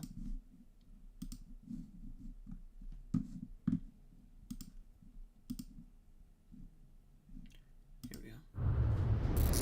For the first time this season, the Yankees invade Fenway Park. The Sox having won 5 of 7 and sending Garrett Crochet, the ace, against Aaron Judge and company for 3 at Fenway. Tonight, the Red Sox hand the ball to their ace, Garrett Crochet, who absolutely dominated the Yankees 6 days ago. Garrett 6-4, 2.35 ERA. Hard to believe. As well as he's pitched, he has yet to get a victory at Fenway Park. As a member of the Red Sox, Crochet's come out a couple starts ago and said, listen, I don't care. I'm throwing first pitch heater. Another challenge here tonight with Goldschmidt. First pitch swinging and a chopper right there to Toro. A handle that. Not a great throw, but dug out by Gonzalez, and one man gone. Liner on one hop. Story across his body, got it there in time. Now, normally, Ben Rice is batting 235. Yo, last time I saw Ben Rice, he was not batting 235. He was batting 260. Are you serious? Ben Rice is actually batting 235? What is he batting right now? Hold on. Last time I saw Ben Rice was a 260 hit. Yo, he's a 227 hitter. What's going on? My boy Ben Rice, what's going on here? Nah. It's tweaking. He'll be back at 260 at least. Last time I saw, he was at like 262, 264. Something's off here. I don't think you do that with this guy. I still think you're extremely careful. This guy is Aaron Judge. And Crochet challenged and blew Judge away 6 days ago at Yankee Stadium. Struck him out 3 times. You got to find your spot. Even if you think it's up out of the zone, if he takes it, guys, ball let four, me know so be if it. it's, Find your spot. Let me know if it's laggy on your end. I'm seeing it from my end over here. Some parts do look a little laggy. So if it's lagging too much, guys, please comment and let me know if it's lagging or not. Get attacked. He struck him out again. 98. That was an 8-pitch first inning for the Red Sox ace. Yankees go down in order in the top of the first. Now the Red Sox will take their turn against Ryan Yarbrough. Missed outside again. Walking. Second walk by Yarbrough. That's pretty patient approach by the Red Sox. And now, for the first time at Fenway against the Yankees, it'll be Roman Anthony's turn. Hit sharply, and right there is LeMahieu. Anthony is retired, and the inning is over. 2 walks, 2 left. Story will lead things off. Had a huge weekend in New York and a base hit to center. So his weekend's off to a nice start. Yeah, and that's. I completely forgot Boston had Trevor Story. I don't even know how he's doing with them right now.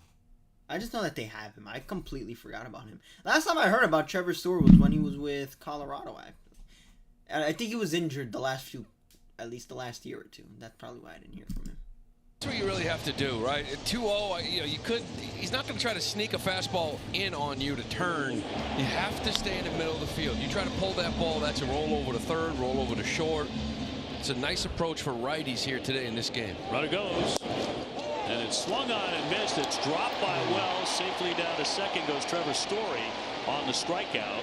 So the first 2 innings. What's up, Gerald? Have a man in the scoring position. Rafaela with a 4-game hitting streak. Been swinging a better bat than I think people realize lately. 357 his last 14 games. Up the middle, base hit. Story coming around. He's going to score. Red Sox strike first tonight. 1-0 Boston. Speed game helping out there. So they have to. I think Wells had to make the throw down. He had to get him down, but. This is what happened last year, and I remember this. I remember this clearly. I don't remember which game it was. One of the games, the reporters on ESPN. It was a Sunday game because ESPN only does games on Sunday for baseball, and then they have some during the week and stuff. So they had said, "Listen,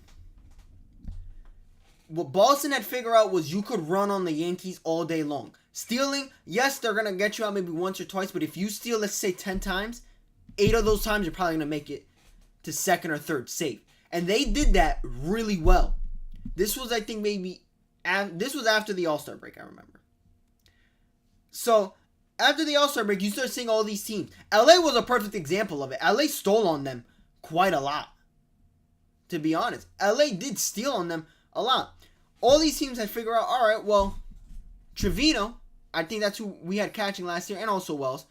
We could steal on them. So what we're going to keep doing is we're going to keep running on them up until they figure out, all right, they're running on us now. Now we have to actually get these guys out. They weren't doing that last year. And I think Boston did that same strategy maybe during the series. I got to see how this game is, Saturday's game, and Sunday's game. Those 3 games will tell me if they stole a lot or if they didn't. If they did, then that's probably because then they know, all right, well, there's still their catcher you could still run on. Which ESPN said last year that, I don't remember exactly who the speaker was, but they did say last year you could run on the Yankees. And Boston was the first team to show you could run on the Yankees and you could win convincingly against them while running on them. What's up, Gerald? What's up, MCF? Trevor Story with the theft, and Cedon drives him in. He stays hot.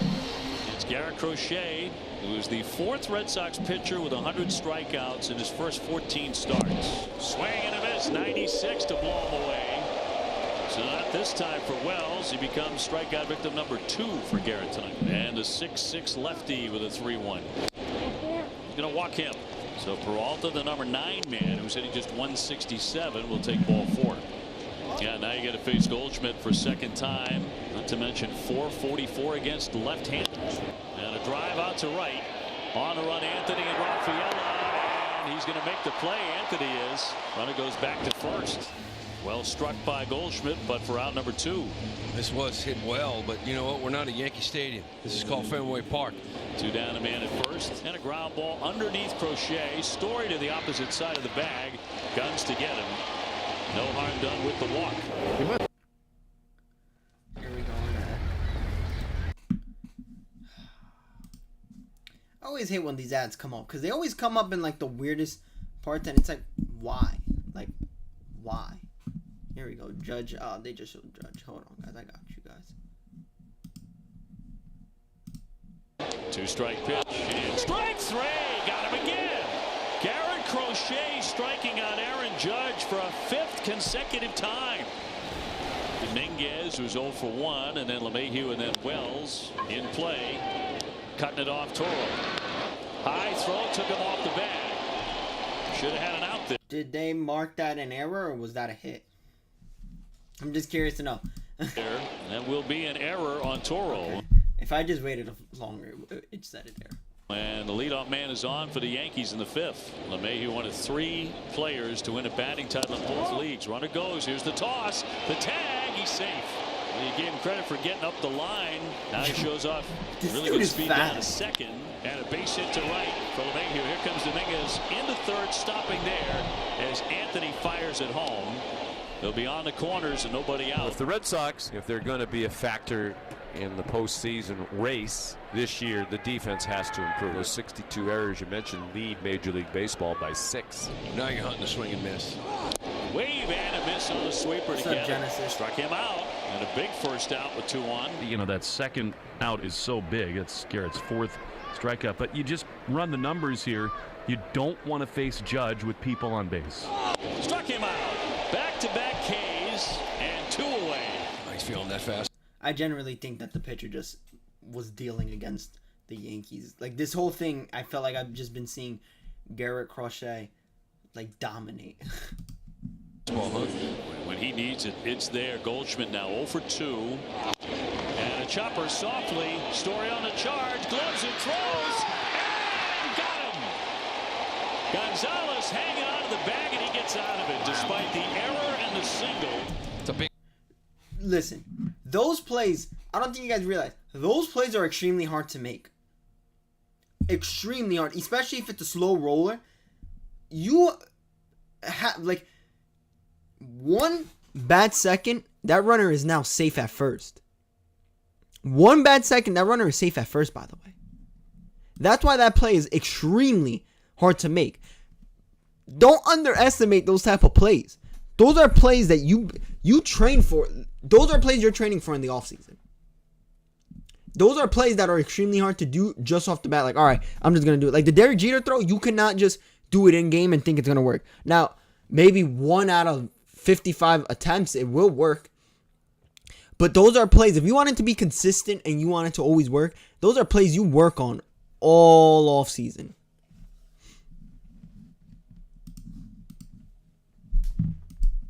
Big out. Still 1-0. Boos cascading for Aaron Judge. See his Cade swinging, Cade looking. He's seen a lot of heat from Crochet. This should be interesting. Even with that presence still steps up to the plate. It's a 1-run game. 1-2. Got him again. He struck him out 99 miles an hour for the 3rd time in this game and 6 times in a row. That just doesn't happen with Aaron Judge. 7th inning, 1-0 Red Sox, and Crochet has been masterful as he goes after Volpe. Line into left field, they'll settle down for a base hit. So Volpe has 2 of the 3 Yankee hits, and he leads off the 7th inning. Dominguez 0 for 2, reached on an error the last time, and a ground ball to second. Campbell to Story 1 on the first, double play. 4-6-3, 2 down. Well, that's a big double play. This is a really nice job by Christian. This ball was hit really hard, but he keeps his body in front of it, catches it clean, and a quick little side flip to Trevor. Kind of leads him right to the base. Nice turn by Christian. Base is empty for LeMahieu. Line drive into right field, driving back. Anthony will make the play to retire the side. Crochet faces only 3 here in the 7th. So 1 away. He sets down Wells, who is 0 for 3. Awesome. 0-1 is a broken bat grounder to third. What a play by Toro to avoid the barrel. Glove and throw to first. In time, he got him. That was spectacular. That's not your everyday broken bat grounder. That thing was torpedoing out to him. He had to duck it and then go to his left to glove. Beautiful focus, and they're 2 away. So how about that? What, 4 pitches and 2 outs? This is great. Who wants to tell him that the bat looked pretty far from The him? 0-1 pitch. Swinging a high fly ball. Hit a very shallow left. Coming on, Ref Snyder. Coming on. Coming on. He's got it. We'll see. That's 96 pitches thrown. Bring him back out. You do have Chapman. Wouldn't it be a cool Red Sox-Yankee moment to see Crochet? We'll see. He is coming into the dugout. No hug yet from Alex Cora. That is a good sign. He's going to the clubhouse. All right, 1-0. And a golden chance here for the Red Sox to get themselves some serious breathing room. No place to put Trevor Story. He's gone 1 for 3. There's a high fly ball into left field. Driving back to Minguez. And on the track comes in to make the catch. And retire the side. He missed that one. Judge will be one of the hitters swinging 1-0 as we go to the 9th. Top of the 9th, 1-0 Red Sox. Garrett Crochet is back to the mound at Fenway Park. 1-2 pitch to Rice. Swinging a ground ball to second. Hamilton will get him and 1 away. Aaron Judge next. And he has struck out every time up tonight. I'll tell you what, for a guy that has not pitched into the 9th inning ever before, his stuff is still electric. This is a battle of the Titans right here. Takes 1 pitch, Michael. He's just got to get a fastball that's below his belt. Judge against Crochet. That's driven deep to left field. There Yeah, this guy is not human. See ya! A tie game! This guy is Judge not after 3 straight. This guy is not human. I didn't see the whole at bat. I just saw the home run. This guy is not human. I don't think you guys understand this. The dude struck out 3 times. He comes up in probably the biggest at bat of the game. And he homers. I got chills right now from that. Literal chills. And he homers. This guy is unbelievable. I'm saying it now. He is going to be one of the greatest baseball players when it's all said and done. He might be the greatest. If he breaks Bonds' record, he is going down as the greatest baseball player. No doubt about it. He started his career like 24, 25. This has to be one of the best runs we've ever seen. He almost batted 400 in he was batting 400 for a while. He was going up and down between 400 and 396. He's going to go down as one of the greatest players that we've seen in recent years, to be honest. The things this guy does is unbelievable. Strikeouts, hits one over the monster seats, and we're tied at 1. Swing on a drive deep to left. That baby is way out of here. Aaron Judge ties this bad boy up in 1-1.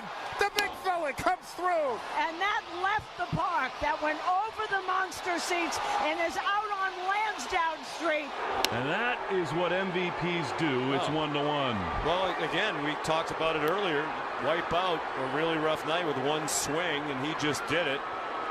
And, there's no argument with leaving Crochet in. He's dominating. That's the first extra base hit of the night for either team. So we had the extra innings. It'll be Anthony Volpe, the runner at second, to start the 10th inning. Runner goes. Here's the throw. Here's the tag. Safe. He got in there. Now, why would we run? Now, why would we do that? All you have to do, a single will score Volpe. Volpe's a fast enough guy that all he needs all they need was a single and that guy's scoring. Why would he? Marcelo immediately looking at the Red Sox dugout, looking for a review on this, and the Red Sox will. And it looked like the throw beat him, didn't it? I was wondering if a hand got in there. After review, the call on the field is overturned. The runner is out. That's a big one. Carlos again. You saw this against Tampa. Yes. Right? Look at the palm. It's up. The fingers aren't spread out. So the palm's not touching the base. The fingers would have if you didn't have that mitt on. Struck him out. Man, I'm getting frustrated right now, and this game's already done. Shot down the line, but a foul ball. LeMahieu trying to sneak that one inside the chalk, but a foul ball, and only now he's beginning to realize that Jeremy Rehak called it foul. Showing the spot that it hit. They're going to want to look at this. This one is going to be reviewed as well. Part of the problem is just we haven't seen anything close to a definitive replay yet. Here we go. This is the. Oh my! Now that's crazy. Yeah, they're showing a replay that it's super enhanced. Yep. I mean, is it possible that two seams got the outside of the line? After review, the call on the field stands. Foul ball. Yeah, I mean, Aaron Boone doesn't think so. He's up out of the top step of the dugout now, hollering it. Ooh, and he just fired some gum, and he's been ejected. And he just said that is a bunch of baloney and other kind of words. Apparently, they saw in their dugout or from their whatever replays they had access to, and now he's pointing at the center field screen as well, a definitive replay that says it's a fair ball. As soon as they made the announcement, now he's barking from long range at Jeremy Rehak, the first base umpire, made the call while he's standing at the third base line being escorted off by the crew chief, Conroy. But as soon as they made the announcement, he came flying out of the dugout, onto the dirt, said something, and then fired what I think was gum, took something out of his mouth and heaved it. And he has been ejected. And a 3-2 from Whitlock. And a topper to first base. Toro will win that foot race to retire the side. Now it's up to Carlos Narvaez, the former Yankee, trying to beat his old team right here.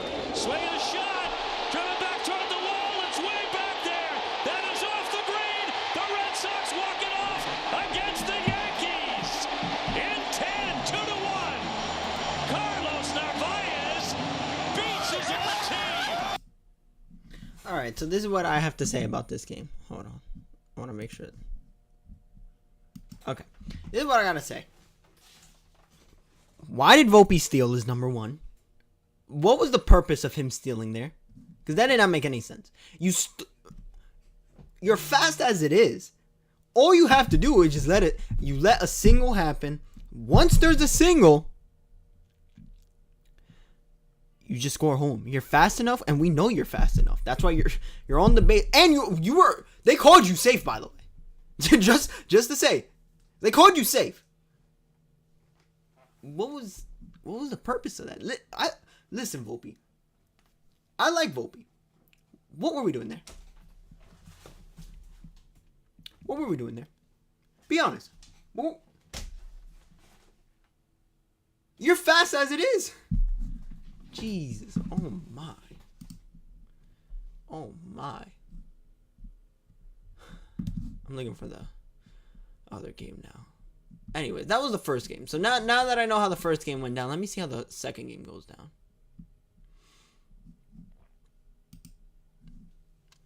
Let me just make sure there's no ads, guys. Once I know if there's ads or not, then yeah, let me just know if there's ads. Yeah, there's an ad. Here we go. All right.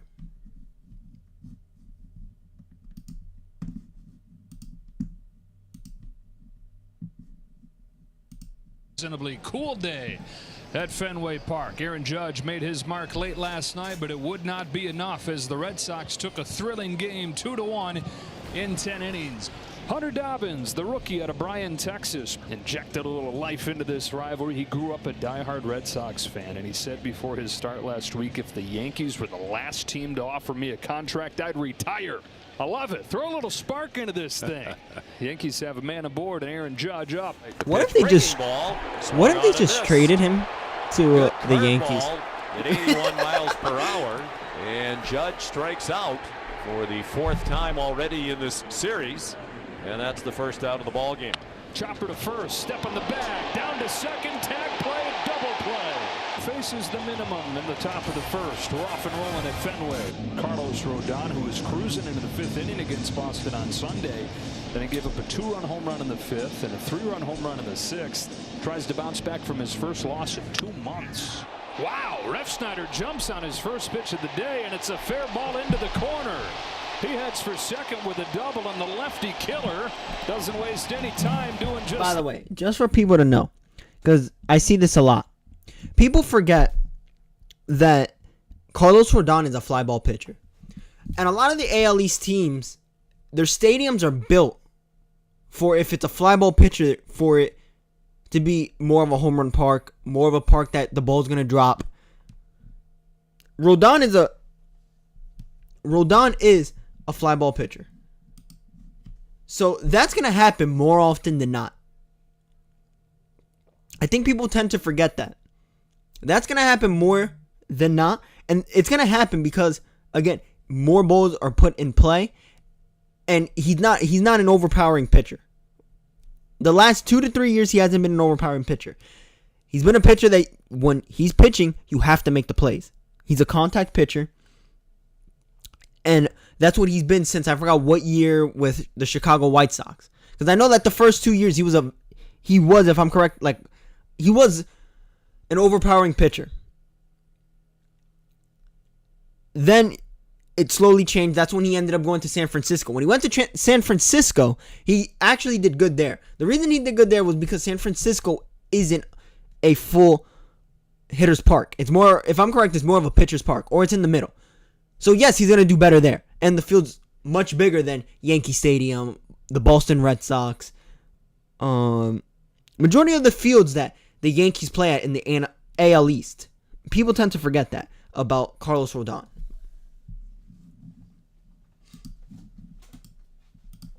That one stands. Leadoff double. Endeavors to the plate. Here's pitch. 3-2. Swing and a miss. Struck him out. 2 down, and Refsnyder still standing at second base. Carlos Narvaez, the former Yankee in his first year with the Red Sox, had the game-winning hit last night with 2 outs in the bottom of the 10th. Grounds this ball to the hole at short. Volpe gets there. Jump throw is wide, and it gets by Goldschmidt to get the Red Sox on the board. 1-0 Boston. See, I'm not gonna even say anything there because he's made that play so many times, 25 years and he's so consistent with doing it. Fires a 3-2. There's nothing I could say there. Goldschmidt. Maybe just the first baseman could maybe scoop it. For Dobbins. It's whatever. So the Yankees with traffic in the first couple innings against Dobbins. 2 hits and now a walk. That ball's hit hard in the air to center field. Back goes Rafael to the track. Dies a little bit short. Chisholm will take third. Runners at the corners, 2 outs, 1-0 Red Sox in the second. Pop up, foul grounded third. On comes Meyer. He's there. And the Yankees strand 2 in the second. Meyer making Rodon work. Down, swinging on a sinker. And a 1-2-3 second for Rodon. 2-2. Swing and a miss. Boy left that one up, but got the wave and a miss. And so he'll face Judge with the bases empty. How about that, though? Hunter Dobbins has struck him out both times, and he's got a couple scoreless innings against these Yankees in the books. Back-to-back Ks of Grisham and Judge here in the third. Rob Refsnyder doubled on the first pitch of the night. Goes after the first one here, and he's 2 for 2 on 2 pitches. Table set for the Red Sox here in the third. 2 on, nobody out, and one of the top RBM men in baseball this year. Endeavors. Smacks it up the middle. Volpe's got it. Shovels it off to LeMahieu. On to first, a double play. Yeah, now an out away from getting out of this inning. Campbell up to third, and Romy Gonzalez to the plate. It fires a 3-2. Gonzalez sends it in the air to right field. No big deal for Aaron Judge. Red Sox put him at first and second. Nobody out, but nothing to show for. We talked about where they are in the wild cards. Down the left field line, another base hit for Narvaez. On his way to second, throw from Dominguez, close play, but it bounces by LeMahieu. Narvaez, after winning the game last night, is 2 for 2 against Rodon. Trevor Story popped out his first time, but he comes in hitting .370 with a pair of home runs over the last week. Story goes up the middle with a base hit into center field. His surge continues, and the Red Sox lead it 2-0. Throw to second. Volpe was caught off guard. Story right behind him sneaks in. A hustle double for Trevor Story. Now 9 runs batted in his last 7 games. And a 2-0 lead for the Red Sox. Red Sox leading now 2-0. And Hunter Dobbins getting ready to face the Yankees in the 5th. 1-2 from Dobbins is hooked into left field. Duran will turn and watch a hit off the wall. Volpe's got good speed, but it ricocheted right to Duran, and it's a single to open the 5th. That's the benefit of playing in front of that monster 81 games a year, knowing the way that it works. Duran played it perfectly. Digs it out, sends it in the air to left. Duran tiptoes onto the track and makes a leaping grab. Back to first goes Volpe, 1 gone. Volpe will get a head start from first. 3-2 is lifted to right. Routine for Refsnyder. And how about Hunter Dobbins? 5 scoreless innings against his hated Yankees. So, through the first 5 and through last game, seemed like they just really never got anything going. Just seemed like they really never got anything going. Everything always seemed like when they were going to, nothing happened. I think that they really never got anything going. At least from this point on, they haven't got anything going. I don't remember what the score was in this game, but they really haven't got nothing going. Yankees. Campbell still over there at first base after the leadoff hit by pitch. Romy Gonzalez. Red Sox got him before last year, and he's hit .280 since coming to Boston. Sends this ball to the gap in right center field, and he's got Campbell off and running with his helmet flying off, streaking home in a flash. First to home to score. 3-0 Boston on a 2-out double from Gonzalez. Clutch 2-out hit by Romy Gonzalez. And the Red Sox starting to come up with clutch hits with 2 outs. It does. Hold on, guys. First to home to score. 3-0. Romy Gonzalez. Red Sox got him before last year, and he's hit .280 since coming to Boston. Sends this ball to the gap in right center field, and he's got Campbell off and running with his helmet flying off, streaking home in a flash. First to home to score. 3-0 Boston on a 2-out double from Gonzalez. Clutch 2-out hit by Romy Gonzalez. And the Red Sox starting to come up with clutch hits with 2 outs. It does rise in the east. The 2-2 pitch is swung on and missed. Slider. Beautiful stuff for Dobbins. 5th strikeout under these pitch black skies, and there's 1 away. Now the boos tell you who's coming up. Number 99. 3-2. Pitch is swung on and grounded toward third. Backhanded by Meyer in foul ground. He leaps. He throws on 1 hop. Wow. Time. Great play by Marcelo Meyer to take a hit away from Aaron Judge, and they're 2 away. So Judge 0 for 3 against Dobbins. And a cue shot off of the bat of Rice. Meyer again having some fun over there. Charges this ball. Fires to first. 6 shutout innings for Hunter Dobbins. Story knocked in a run with the double his last time. 40% of his RBI total for the year he's gotten in his last 14 games. Flies one to left field towards the monster. It is off it. Story's headed to second. Dominguez throws late. Trevor Story with his 2nd double of the night, changing his story. Pretty much the end of the game for Carlos Rodon. Hands it over to De Los Santos here in a 3-0 game. Infield's pulled in for Meyer. Showed off the glove in the top of this inning. Now lifts a fly ball the other way for Dominguez. Story tags. Here he comes. Dominguez throws for the plate. It is not in time. Sacrifice fly Marcelo Meyer. 4-0 Boston. Hunter Dobbins. Yeah, they're just like, Boston is just putting the ball in play when they need to. They're putting it in positions where, to be quite honest, that it's going to be a harder throw.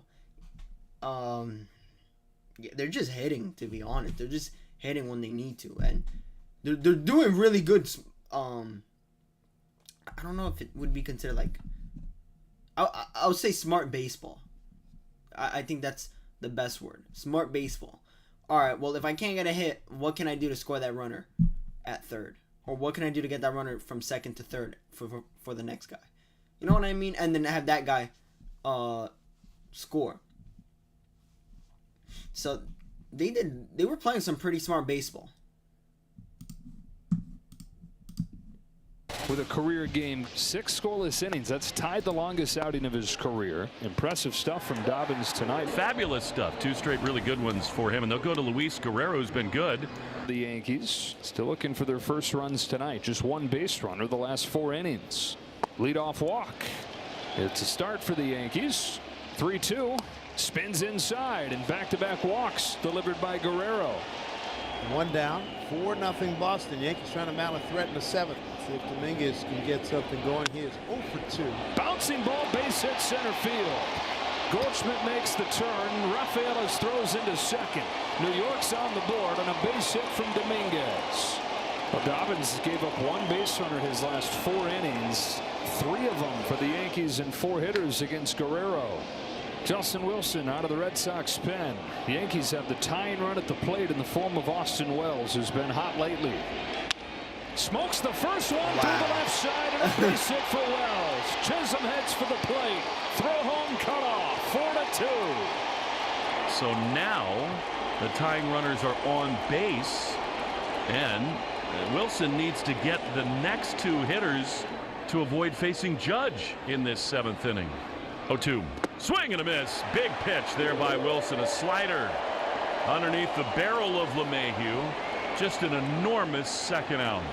And now the key hitter of the inning and maybe the whole game, Trent Grisham. Not a 2-1 from Wilson. Trent Grisham swings and misses, and it's 2-2. Throw goes back to second. Tone to third. That's the inning. Dominguez caught napping. Narvaez makes another play.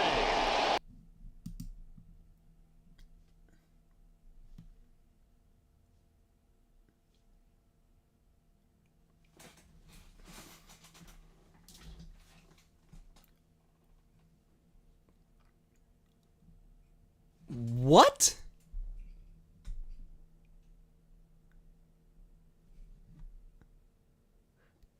He didn't even let him swing. He just went.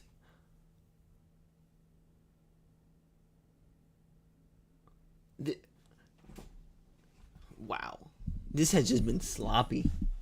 This was just sloppy. This just seemed like a sloppy series. Volpe goes home third. He steals third. He's out. Dominguez does that in an inning that was a big inning for them. You score 2 runs. What were you thinking there, Dominguez?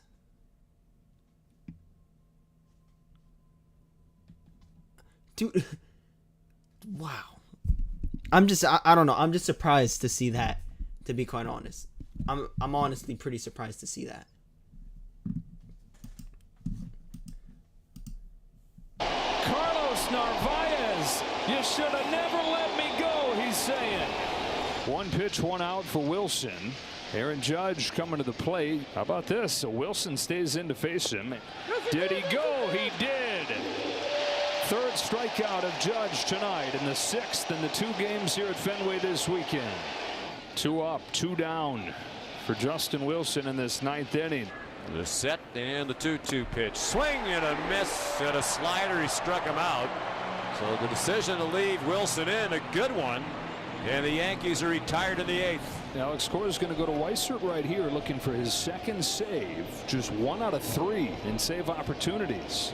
And he's going to have to earn it. Goldschmidt, Chisholm, Volpe coming up in a 4-2 game. Goldschmidt lifts a fly ball to deep left field, headed for the pole, off the wall, a fair ball. The 2nd goes Goldschmidt with a leadoff double. And just like that, the Yankees get the tying run to the plate. Weissert's 0-1 pitch. Chisholm bounces 1 to 2nd.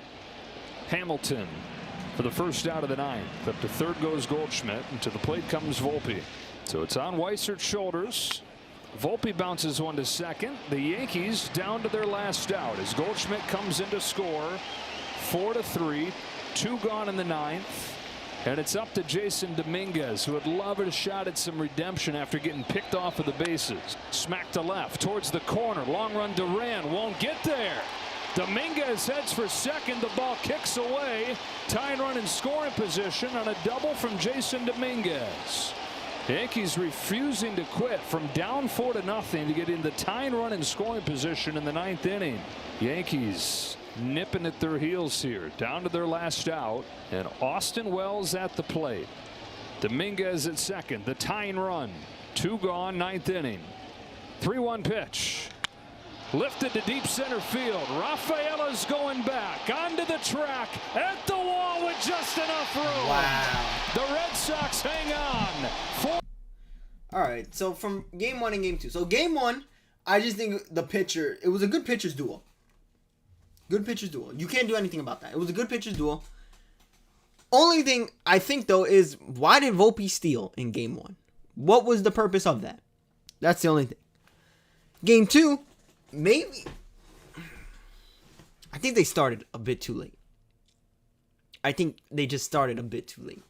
They didn't do bad in game 2. I actually thought they had really good fight in them. I just think they started too late. And I think that's what the issue was. They shouldn't have started that late. They should have started maybe an inning or two earlier and they would have been fine.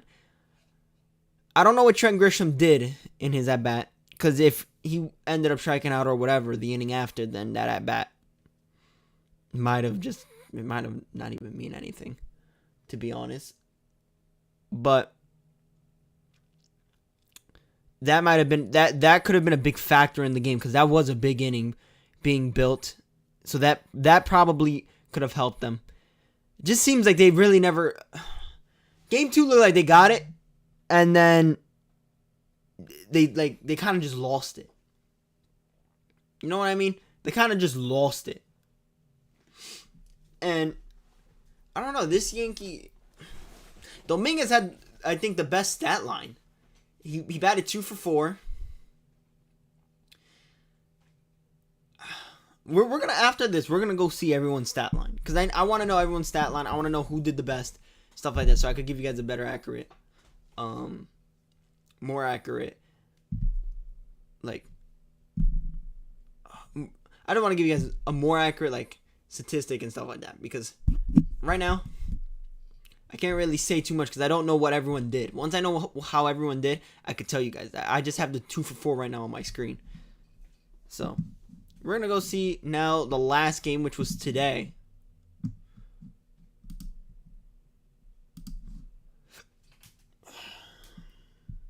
Remember, guys, you guys could all comment if you guys want. Happy Father's Here we go. Oh, happy Father's Day also to all the fathers, too. I didn't forget about you guys. Happy Father's Day. Day. Red Sox taking on the Yankees, going for the series sweep. The Yankees are trying to avoid a sweep. They have not been swept all year. One of only 3 teams in baseball to not have that happen to them. Brian Bale, the right-hander, 2-1, 3.96 ERA. Oh my God! 254. If I'm correct, Bello sometimes against the Yankees, and he has allowed 3 earned runs or fewer in 9 of his 10 starts. Grisham's average at 239 now, 5 hits in his last 35 at bats. He's 1 for 7 in the series so far.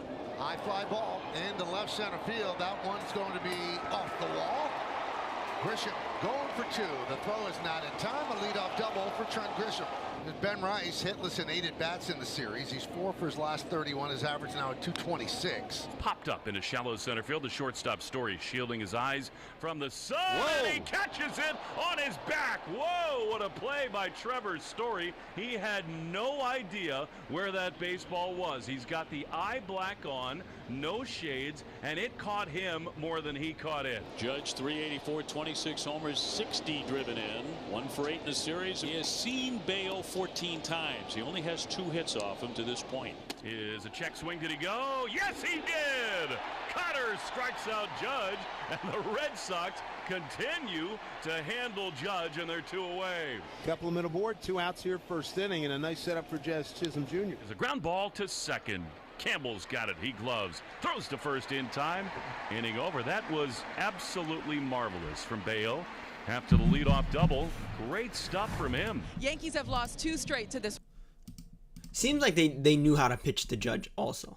Either that or every player is going to slump at some point. Judge could just be going through one right now. They pitched to him really well because, I think maybe he got 1 or 2 hits this series. Maybe 3. But 1 or 2 hits, and the one hit that everyone's going to remember, of course, is the home run. We'll see. Oh, wow. I just realized they took they beat Max Fried today. Red Sox team, and they are sending their stopper Max Fried to the mound. After a Yankees loss in 9 games, the Yankees are 8-0 with Fried on the mound. He's pitching to a sub-1 ERA in those situations. 1 pitch erased. All of a sudden now you got a 3-pitch inning with 2 outs. Right. You go from a leadoff error. Okay, here we go. 3 pitches, 2 outs. So base is empty for Romy Gonzalez. Line down the right field line. That is sinking away, and that is going to be extra bases for Romy. He rounds first. He's going to head to second. He's thinking 3. The throw will not be nearly in time. Romy a head first slide. It's a 2-out triple, and Gonzalez just keeps on doing it against lefties. He went into head first. I think he hit his nose on the ground when he went into the bag. Oh, good call. Yes. Oh, my gosh. He bloodied his own nose, and now he's having a laugh about it with Kyle Hudson, the third base coach. No, it wouldn't be Red Sox Yankees without a little blood. So a runner at third and 2 down, and Trevor Story, who is 3 for 7 with 2 home runs off Max Fried, and is really swinging it. Looped in a shallow left field, and that is down for a hit. The Red Sox take the lead. Romy and Story combine for a 2-out rally, and it is 1-0 Red Sox. I was just about to say, you have to take advantage of your opportunities against Max Fried, and they did. Bayo got the first 2 outs on 3 pitches, and then got strike 1 in there, right? And you'd love to be able to force him to put the ball in play, try to get a 5-pitch inning. Instead, Escar gets a long at bat with a walk on the other end. And that brings up Peraza, 163, 3 homers, 11 runs batted in. Swing and a miss, tied him up. With a cutter inside, struck him out, 1 left. Durant leads it off for the Red Sox in the bottom of the 2nd inning against the tough, immaculate left-hander Max Fried. Swing and a miss, beat him with a fastball inside. Back-to-back Ks for Max. 1 down here in the 2nd. The 1-2 pitch. Swing and a miss. Got him with that fastball. You don't even want to think where this team would be without Max Fried. I do, and it's painful, and I stop after 5 seconds. Max delivers a pitch that is hit into right field. I'm really curious to see how Poland him would Bellinger, be 1-2-3, 2nd inning. Now Rice is on in front of Judge, who whiffed in the 1st inning, making him 1 for 9 with 7 strikeouts in the series. Swing and a miss, got him again. Down on strikes again. Pretty remarkable. Nobody does this to him. Even last night he's punching out, but this is they're attacking that one tiny little spot for the strike 3 that we've talked about, up and away. But you better get it in that hole, because everything else is bright red. Rice down to 2nd, and Bellinger on with a base hit.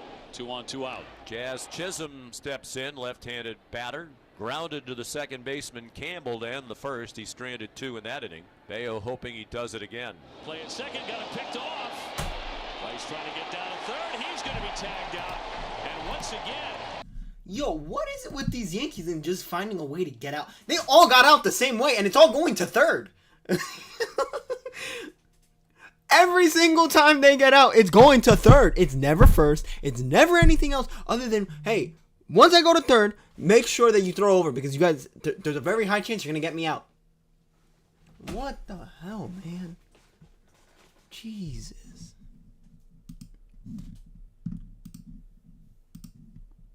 The Red Sox get out of an inning on a base-running mistake by the Yankees. When Aaron Boone in disbelief again in the Yankee dugout. 2 on, nobody out. Devers grounded into a double play his first time up. He had a chopper right over the mound. Ground ball left side. Jazz over to 2nd for 1. The first double play. And that's the 2nd time he's hit into a double play today. Campbell down to 3rd with 2 away. Red Sox have had 3 base runners in this inning, including a couple of walks now, courtesy of Max Fried. 1st and 3rd in front of Story. He has been punishing the Yankees. big hits. Off-speed pitch, breaking ball, strike 3 call. Beauty. Fried pitches out of a jam here in the third. So the Yankees have the lead man on for the second time today. Here's Anthony Volpe, grounded out to first. And the pitch is a bounding ball towards second, fielded by Story to Campbell. One on to first. Double play on a bang-bang play at first. 6-4-3 goes the Twin killing. 2 outs and the base is now empty. And puts him away. Dominguez goes down swinging, and the Red Sox getting their 3rd straight excellent start in this series against New York. And a couple of base runners. Red Sox getting some traffic against this guy. Usually doesn't have a whole lot. You got to cash in, right? Get that extra run. Time for the first RBI of the year right here. Connor Wong 0 for 22 with runners in scoring position. Right to Volpe on the backhand. There's 1. And there's 2. Wow, how did he pick that? That's the 3rd time in 4 innings the Red Sox have hit a double play, and a nifty play by Volpe. It was a smash that short hopped him on the backhand side. Tough day so far for Devers. He's hit into a pair of double plays. Base is empty now. Here is Rafael, skies one deep in the left field. This thing is way back, and it is gone over the red line. It is out of here for Devers, an opposite field homer. It barely got over the red line. Devers launches, and it is 2. Remember, they got rid of him right after this game. Over that red line, skip. That's going to be a home run. Now that's a huge hit. You know, the way runs have been hard to come by in this series. 2-0 feels like a much bigger lead than 1-0, even though I'm told it's only 1 additional run. Judge is in the box. He is 0 for 2. 2 strikeouts today. Hey, struck him out for the 3rd time today. This is remarkable. He is 1 for 11 in the series, and the Red Sox have struck him out 9 times. And he has struck out 3 consecutive at-bats, and he had done that only 1 other time. There's another strikeout for Bayo on a fastball down and away. Back-to-back strikeouts for Bryan. Crowd getting behind Bayo here. 2-2. And got him. Struck him out. He strikes out the side in the 6th inning. He punches out Judge, Bellinger, and Chisholm. Bottom of the 6th, Trevor Story leads off against Max Fried. Swing and a miss, just way outside. A curveball at 77. Back-to-back strikeouts for Max, his 7th of the day. 1 out. He's gotten Story twice. Strike 3 called. That was a beautiful pitch. Backdoor sweep. Strikeout number 8 for Max Fried. 2nd time he's got Toro looking. Knocked down by Fried. 3-time Gold Glove winner. Gets it and fires to get Duran for the final out. Quick reaction by the lefty. And he was able to recover and make the play a 1-2-3 frame. So Bayo out there for a 7th inning, at least the start of one at 101 pitches. Ground ball at short. Story on target and 1 away. Cora not making a move. And because of that 2-run cushion, you're giving him a hitter at a time. Pitch number 109 and popped him up. Campbell. Couple of steps into right. 2 down. Made it look easy so far. Last 2 times out, 6 and 6 1/3. Now looking to complete 7. Last time he went 7 was August of last year when he actually went 8. It's 114. And struck him out. Fastball at 95 to end his day. What a performance by Bayo today. 2-0 Red Sox, middle of the 7th. Bottom of the order against Fried. 2 down. And here's Christian Campbell walking the ground out. Off-speed pitch, charging Jazz, gathers by, double clutch, still had enough arm to get him. 1-2-3. Max Fried has more than done his job this afternoon. Well, they got to feel relieved that Bayo's out of the game because his stuff was that good, and now they get back-to-back singles. And the Yankees could take Fried off the hook the way he's pitched, get a couple of runs here. And they send up DJ LeMahieu to pinch it for Ben Rice. 3-2 and a fastball called strike 3. Bottom of the zone. Huge first out. That is possibly and likely the last pitch he will throw. He retires LeMahieu, and that means it is time to go to Whitlock to face Aaron Judge in this series. 1 for 11 with 9 strikeouts. But that 1 hit was memorable. It was. Here's Judge. He's the go-ahead run at home plate. Tying runs on base. Ground ball to 3rd. Toro into 2nd. 1 on to 1st. Yes, sir.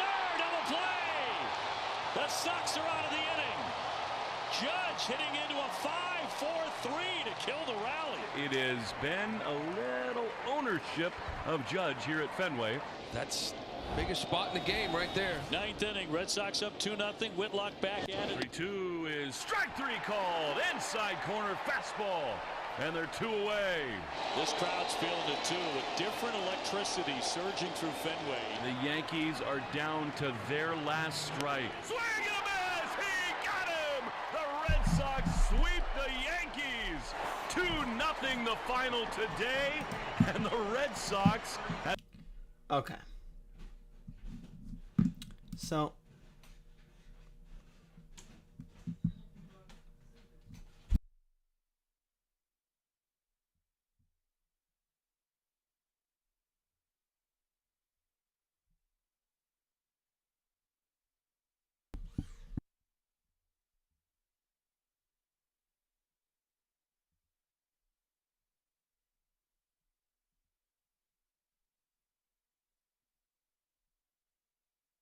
Nueva York.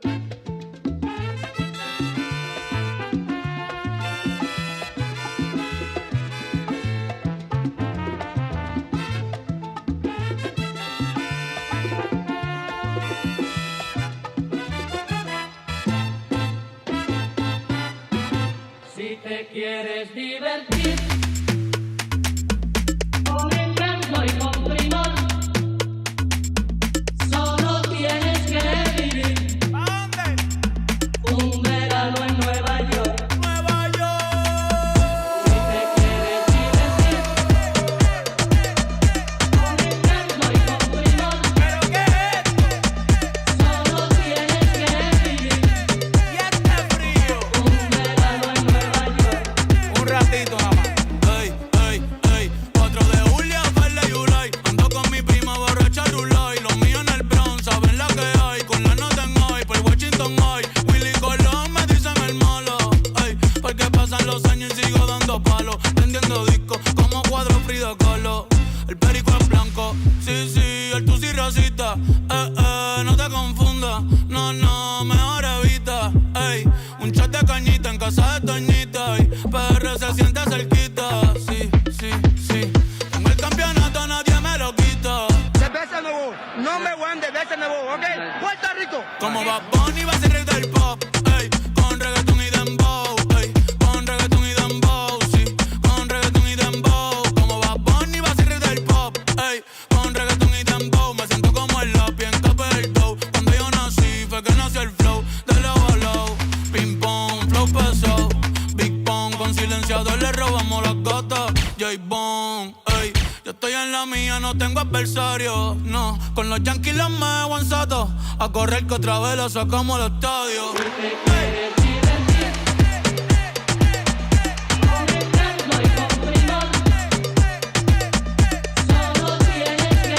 Ya mismo nos vamos. Un ratito más. Cuidado que nadie nos escuche. Cuidado que nadie nos escuche. Cuidado que nadie nos escuche.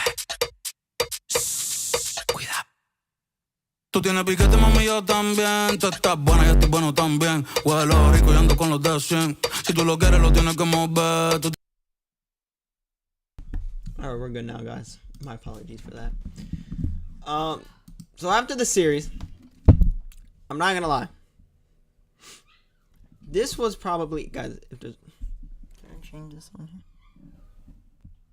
Might be able to. I'm not sure. I gotta play with this a little more to find out what you guys could hear and what you guys can't, because I know that you guys could probably hear what's in the back. Anyways, with that being said, now so this series. What made this series very difficult for the Yankees is, first of all, it seems like they never really got going.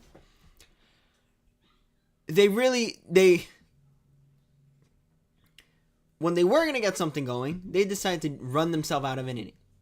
And what I mean by that is, each game there was at least one base running mistake, and they all came in a very important inning. Either an inning that's gonna help them go through, or an inning that was looking to be a big inning for them. Volpe gets caught stealing in the first game. I forgot who got caught stealing in the second game, and Dominguez gets caught stealing in the third game.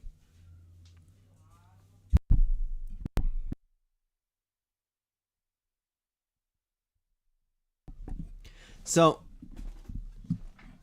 there was a lot of issues that were going on within this series. Now, I do want to check their stat lines now because it seems like there's a lot of players batting lower than I thought. And I'm not used to this.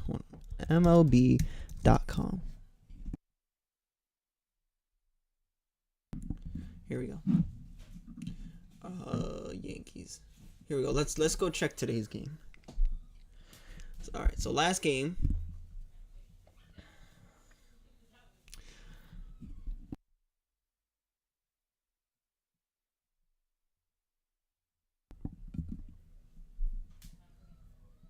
Here we go.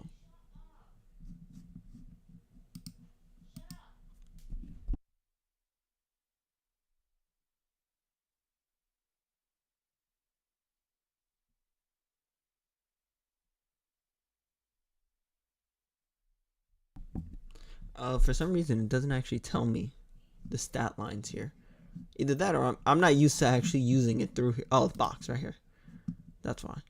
I was looking at the wrong spot. All right, here we go, guys. Here we go. So, all right, Grisham's batting 244. That's not bad. He's about, I think he was lower the other day when I checked. But that's not bad. 244 isn't too bad. He could still pick this up. Majority of these numbers you can still actually pick up. Ben Rice is batting 227. LeMahieu's batting 263. Judge went down to 378, which is still phenomenal. He could literally one hit. That's crazy. He's putting up crazy numbers. 378. Damn. Bellinger 252. That's. I expect Bellinger to finish at like 264, 250. I think he's gonna finish 260, anywhere from 260 to 264, maybe a little higher. Jazz Chisholm 212. Damn. Chisholm, what's going on? Chisholm's one of my favorite players too. Like I really enjoy watching Chisholm play because when Chisholm plays, he plays with so much swag. That's one thing I love about Chisholm. Volpe 245. Wow, Volpe's actually doing pretty good so far. I'm okay with if he continues to bat 245. Dominguez 237. Okay. Iscara 230. That's what he doesn't hit very often. Peralta 160. Okay. And Goldschmidt 311. Goldschmidt isn't actually doing that bad. But then again, I think people tend to forget Goldschmidt used to be like 2 or 3 seasons ago. He was an MVP. He won MVP or he was an MVP candidate. One or the other. He had one bad year. He batted 272, which 272 isn't even that bad. It's not even that bad. For a caliber player like him, I get it. All right. It's all right. That's generally, to be honest, that's not that bad. 272. Let's see their lineup. 307, Ref Snyder. 272, Devers. 322, 224, 234, 317, 264, 253, 145, 225. Yeah, I don't know. This is tough. This is tough. Let's see. Max Fried only gave up 2 runs. I should have guessed that it was only 2-0. 9 Ks, wow. Yeah, they just didn't, their bats just weren't there. How many hits did we have actually in total? They had, yeah, they just weren't scoring when they were supposed to. Let's go see the game before that.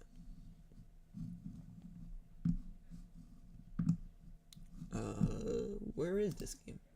Here we go. 4-3. Let's go see this. All right, so Grissom didn't get a hit. Judge didn't get a hit. Ben Rice didn't get a hit. Goldschmidt got a hit. Chisholm got a hit. Volpe got a hit. Dominguez got a hit. LeMahieu didn't do anything. Well, yeah, it just seems like they never got anything going. That seemed like the biggest issue here is that they really never got anything going. And when they were going to get something going, it just seems like they just didn't get it. I think what killed them, though, was when they were going to get something going, someone ran themselves out of an inning. I really think that played a big factor in it. There was many times in the game that they could have scored, and a runner ran themselves out of either... Actually, they all got picked off. That's exactly what happened. They all got picked off. Anyways, enough about the Yankees and Boston series. We've gotten enough of this.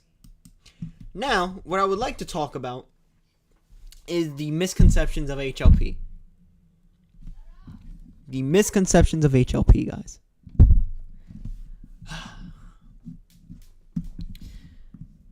And how we're going to begin with this is we're going to watch Teacher Man, and then we're going to go in from there, and we're going to watch some videos. And then, of course, exactly what I usually do. And then I tell you guys what goes on.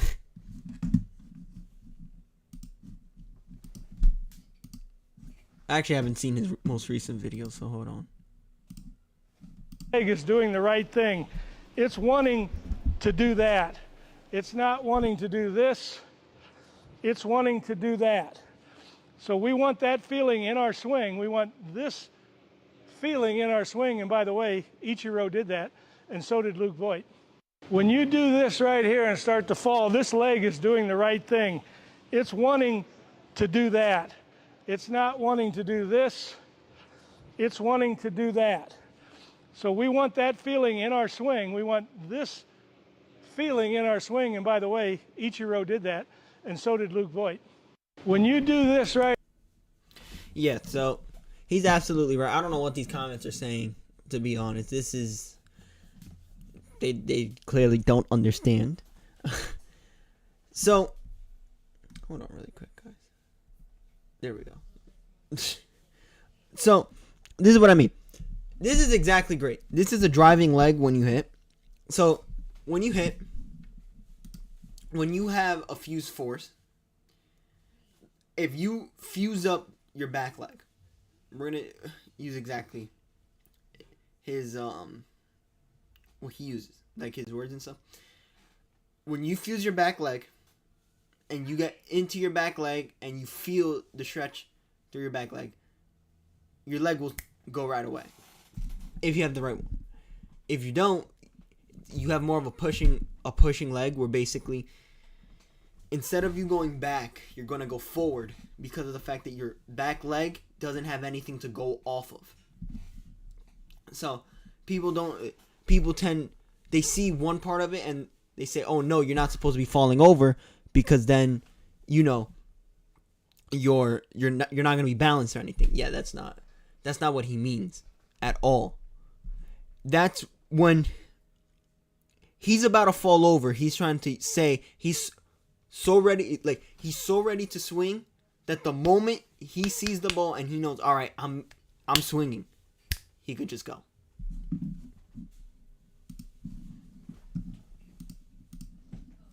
Okay, get up like this. Get your butt. There you go. Start to fall. Ooh, good. And by the way, you can swing like this if you want. Luke Voit did it in the big leagues. Ichiro did it. Crossover, kick that toe out. There you go. Start to fall, snap the bat. Real good. Switch it up. Okay, get up like this. Get your butt. There you go. Start to fall. Ooh, good.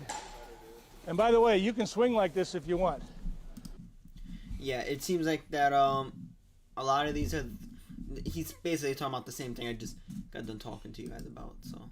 To trust this. It takes a while for them to get to understand that I don't want to circle the bat around like this. I want to snap it around, okay? That's number one. And the second mistake is they don't control their forward move. They get to their front leg and then swing. I was impressed here in the cage here. When we asked the kids to start with their leg up, almost all of them would stay on their back leg as they move forward and swing. Now, can they do that when they start with both legs on the ground? When you start with both legs on the ground, the tendency is to do this, to pick up and to crash, pick up and crash. When they start with their leg up, they've already got this one-legged balance, and now they can coil under control and swing. So get the hand snap right, and stay on your back leg as you go forward. To trust this. It takes a while for them to get to understand that I don't want to circle the bat or. Yeah, so that's being long. And people tend to get this part wrong. So when people think of snapping, some people think of it as a move to go up this way. That is not snapping at all. That's just going all around. That's literally going all around. That's a long swing. That's nowhere near snapping. A lot of people do that a lot, and they think that's the snap. That is not the snap at all. The snap is as just this. Your hands doing that. If you're not doing that, you're building a longer swing. Then let me remember what else he says after. Around like this, I want to snap it around. Okay, that's number one. And the second mistake is they don't control their forward move. Yeah, so not controlling your forward move. That's a really big one. If you can't control your forward move, you could snap and still be long. Because this is if I had a bat, okay, I don't have a bat. There's a bat right there, but I don't feel like getting all the way up. So I'm just gonna demonstrate. If you snap, but you're only going forward, this is the move you're having. So then this becomes an arms move, and this will just fling out. So then instead of your snap should get you to be more like this. This is a tilted move up, and of course I'm not fused right now because I'm sitting. From here, when you snap, this should also go up, and then you should be able to follow through like this. When you just go forward, you're going this way, forward, and then rotating off. Which that's very big. And people, the snap is very important because a lot of people don't do it. Holding your forward move is also important because you need to be able to feel your fused position from there. And also be able to, when you're ready, when you say, I'm ready to swing, you could just swing.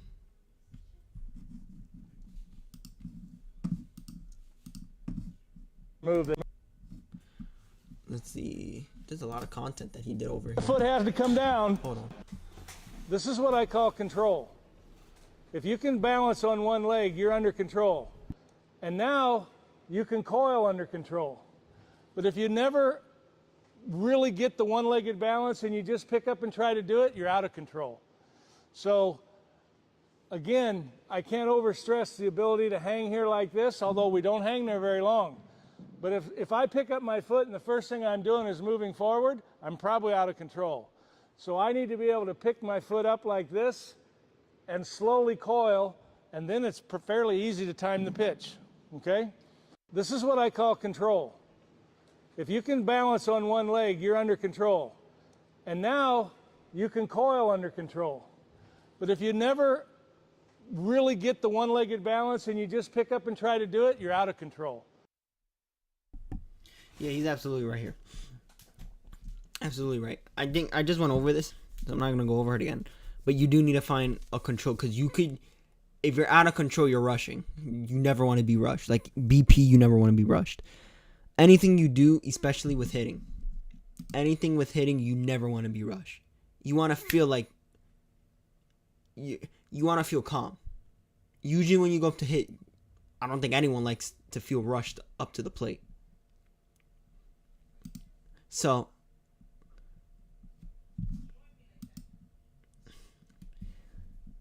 hold on. My fault, guys. No one likes to feel rushed at the plate. Your BP matters as much as anything else when you do BP, because whatever you do in the cages will translate into the game. If you do a lot of rush reps, then in game you're gonna have a lot of rush swings. The foot has to come down is you did this too slow and you ended up pushing the bat forward, and when you push the bat forward, this leg's going to come down.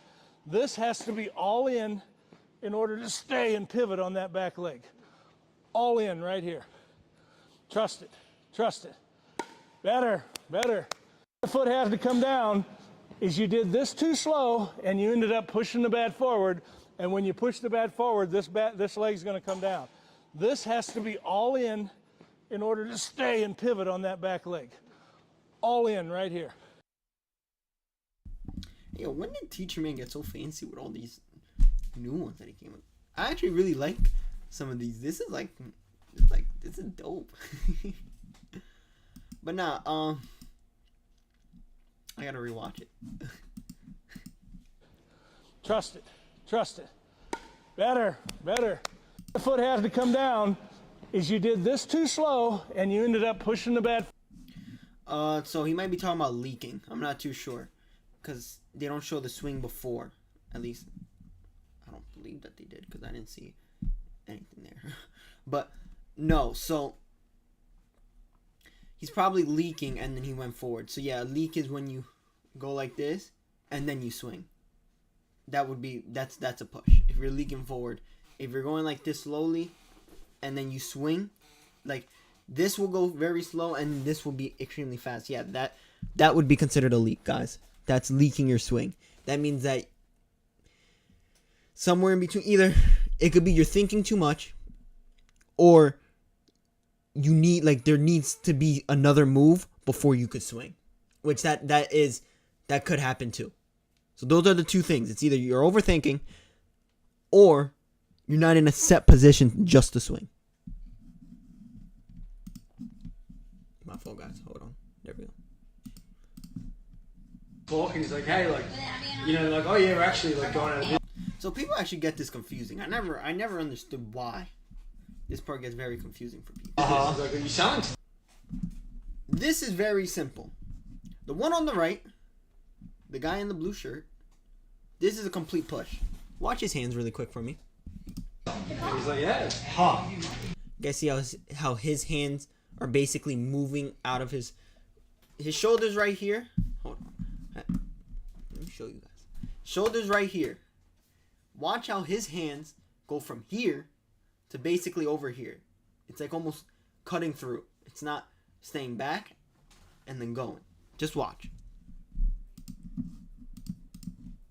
Sorry. Guess you don't know, so you ask. No. Completely different from what Judge is doing on the left. Now, watch Judge. Exactly what I just showed. Remember, guys? Remember? This is snap and then going through.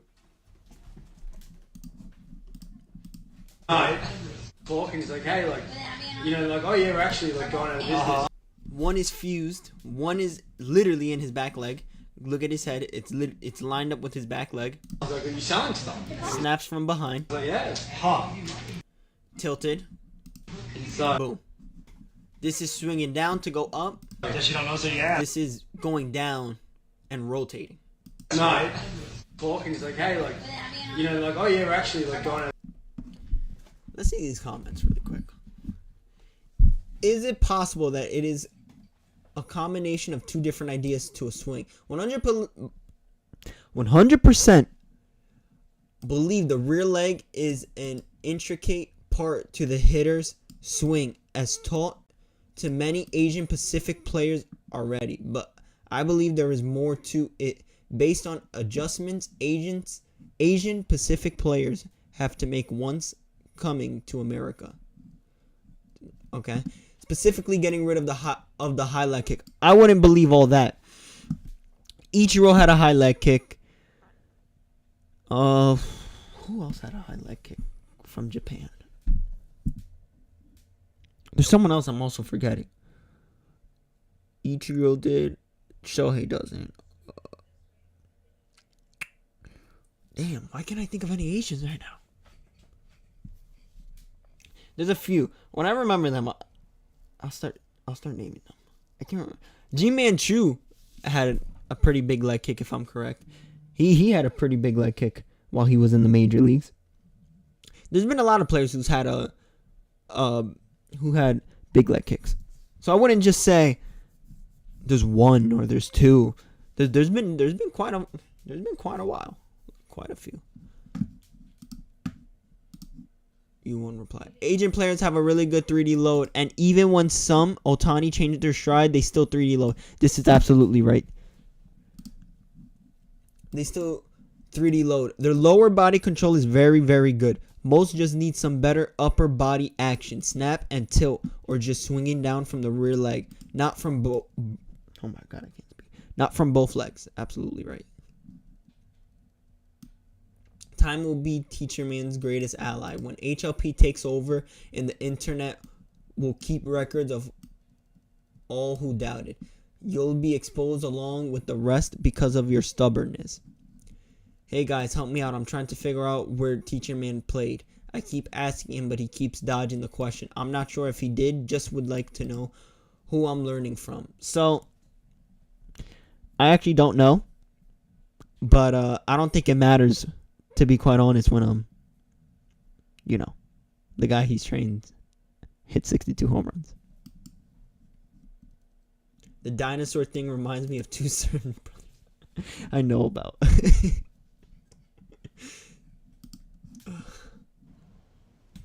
Oh my God, Trout. This is beautiful on Trout's end. This is full tilt. When I'm firing, is just do that. If I do that first and not this, then... This is what I was talking about a few minutes ago, guys. This is exactly the move I was talking about. So the guy in the other video, the move that Judge explains here, because this is Judge, by the way. He explains here, that's the move you don't want to do. That move, that's a killer move. Against 90, against harder throwing pitchers, that's a killer move right there. If your hands go this way, look, if your hands go this way, that's a killer move. That's a complete killer move.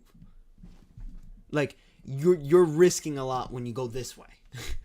A lot of time is wasted. It's all going to sync up the right way. From the minute I know I try to start to come, and then I try to do it, that's when I'm balanced off. When I'm firing, is just do that. He's basically saying when he like slices the ball and stuff, that's what he does. That's basically what you're going to see a lot if you go here. Hold on, let me make sure. I want you guys to see fully. When you go here and then try to snap. Because this is, first of all, you've pushed, and then you try to go get the ball. Two moves to get to a moving ball, especially at his level, when it's at 97, 98 miles per hour. 100 sometimes, too.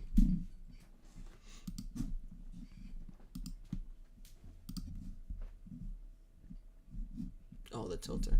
I've seen this one. I've seen that one. I'm going to start like this. Get nice and comfortable. Yo, when did this guy really start coming out with pretty cool stuff like this? I like this type of content from him. On this leg. And now I'm going to do three things.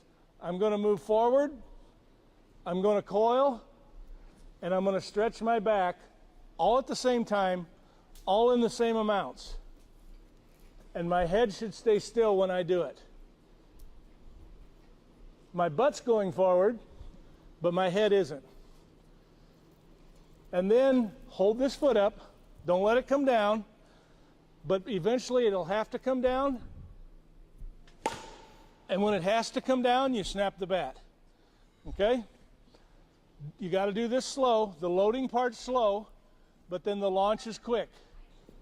Not bad, not bad. Go ahead. Leg up. So here he's just really what he's doing here is he's kind of teaching them how to hold their forward move. That's really all he's teaching. How to hold your forward move, how to not when you go forward to just straight up crash forward. That's basically what he's teaching them here. It is a very hard move to not crash forward. Anyone who struggles with it, trust me, you're not the only one who's struggling. I struggle too with it. I struggle too with it sometimes. Here we go. When you do this right here and start to fall, this leg is doing the right thing. It's wanting to do that. It's not wanting to do this. It's wanting to do that. So we want that feeling in our swing. We want this feeling in our swing. And by the way, Ichiro did that, and so did Luke Voigt. So you can do that in a game if you want to, but you can get the same feeling with this leg not crossed over. Right there. This coil move, my leg wants to go this way and I'm coiling. Right there, I've got that feeling. Right there, I've got that feeling. And you kind of have to ease into it. You can't do it fast. You gotta, oh, there it is. Boom. Oh, there it is. Boom. But for you to learn. Yeah, he's absolutely right here. He's kind of, I've kind of already went over this, but yeah, you can't rush into any of this. The moment you start rushing into it, this all becomes a lot harder. The feeling, I want you to cross your leg over and then start to fall, but don't fall. Start to fall, but don't fall. And in order to not fall, you put your foot down and your rear leg will snap. By the way, when he means by get your foot down, he doesn't mean get weighted and then swing. No, he means swing the foot down.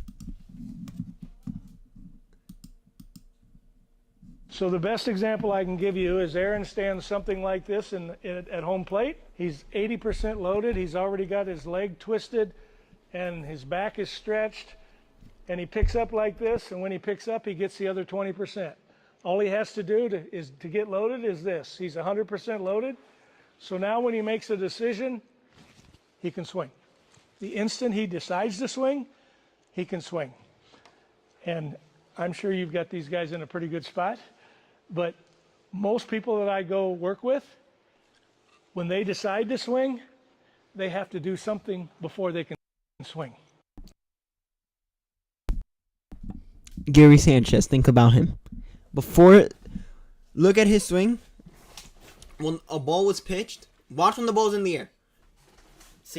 Gary Sanchez, when there was a ball in the air already, he'd go down here. Then when the ball's in the air, up here, then swing. That's what he's basically talking about. Not being ready to swing, being ready late, and never really being loaded.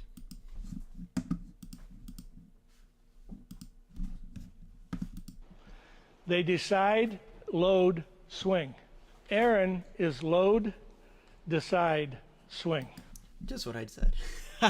Basically what I just said. He's just saying it, I don't know what's the right way to say it. Just saying it in his own way. Best way I could put it. You got to be able to swing the instant you decide to swing. So the best example I can give you. I think that's really it for here. Alright. So I promised to go talk about the misconceptions of HLP. We're almost done with this stream, guys, by the way. We're almost there. The misconceptions of HLP. We're gonna be here for a while, so hold on. Let me make sure. Make sure you guys grab a notebook for this. No, okay, you guys can just rewatch this. By the way, guys, I'm not deleting any of these streams right after I'm done. I'm not deleting any other streams, so you guys will be able to watch this stream tomorrow or whenever you guys want. Misconceptions of HLP. Here we go. Let me make sure. Let me put up my list.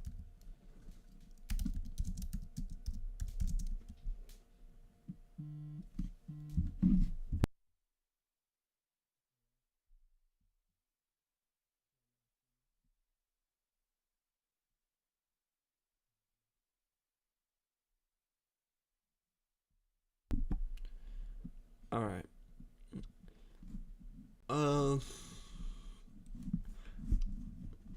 Misconception of HLP. Here we go. I think there's actually a video on it. I got you guys right now. Because I'll go off of the video once I find it. There should be a video on it. And then I'll go right off of it. And then from there, we'll talk about it. And then that will be it.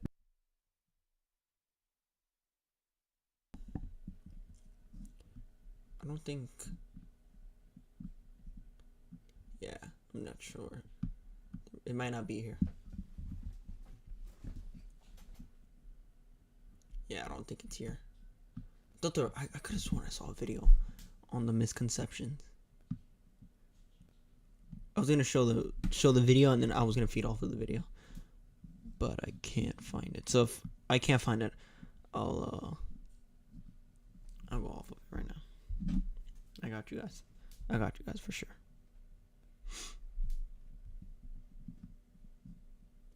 Yeah. I can't find this video. So, what I'm going to do is... Here we go. HLP misconception. Swinging up. Since I can't find any, I'll just talk about it on here. And then, from there, we'll go from there. One of the biggest misconceptions is HLP teaches you launch angle, and it teaches you swinging up. No. No. It does not teach swinging up at all. It does not teach launch angle. It does not teach any of that. If you guys watch any of the Teacher Man videos, you'll know that's not what he teaches at all. The whole point of it is to be quicker, not to have any time killed or anything like that. That's what it basically teaches. Is not to have any time killed or anything like that. Not to slow yourself down. Does it barrel dump? No. That's another big question. I have it on my phone right now, guys. Oh, here. Actually, I can't even share it through here, but I have it on my phone. That's why I'm looking. Barrel dumping too. It teaches you how to barrel dump. Absolutely not right. There's no. It's funny. People who usually say barrel dumping, if you do HLP, you barrel dump, that's absolutely wrong. It's more like if you don't do HLP, you actually barrel dump. The reason why I say this is because hitters like Sanchez, hitters like who's another hitter? Clint Frazier. They look fast. And you would say, nah, that's not, it's a timing issue, stuff like that. They are almost perfect example. They barrel dump. They barrel dump before they do anything else. That's what they do right before. So,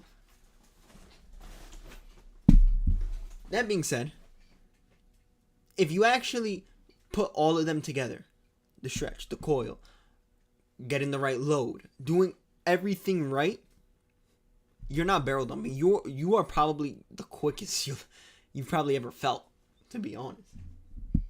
It can't hit a high pitch. Yeah, that's also very not true. Not true at all. I would say it's actually a lot easier to hit a high pitch. Because if you're here and all you have to do is just, let's say, well, I'm right here. If you're here or here, wherever you guys like to be, if you snap this way, your hands are already in place. All you're doing from here is you're turning and then hitting the ball. That's all you're doing. All you're going to do. Shohei's a perfect example of this. Judge is a perfect example of this. Go watch in 2017 and 2018. Judge killed balls that were up here. He did move away if I'm correct, he did move away from that pitch later on in his career. I haven't seen him swing at that pitch often like he used to.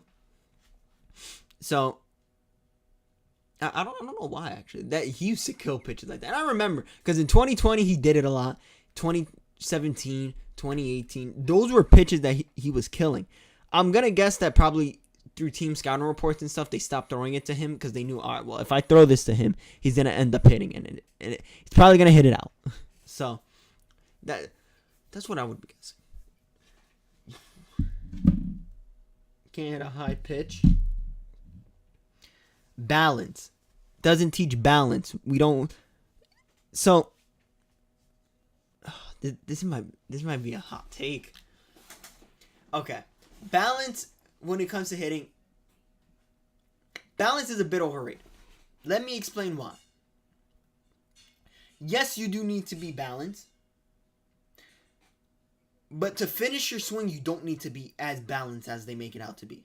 When your swing is done, you've already completed every other step. To be balanced at the end of it, it's kind of almost like an extra. It's almost extra. I'm not saying that you shouldn't be unbalanced or anything like that. Yes, you should be balanced. Don't get me wrong. You should be balanced. But it's not a major factor of, all right, that's why you didn't hit the ball. No. You have to be balanced. No. You do have to, when you're swinging and stuff, you need to be balanced when you're swinging. Because if you're off balance or anything like that, you're not going to hit the ball. But if you finish off balance or anything, that does not make anything different. Adrian Beltre is a perfect example. He hit a whole bunch of home runs on one, literally on the floor, like basically kneeling. And he's hit home runs. So I wouldn't necessarily say that you need to be balanced throughout. Don't get me wrong, there's parts of the swing that you do need to be balanced. When your foot's in the air, you need to be balanced. You can't be off balance. You won't hit the ball.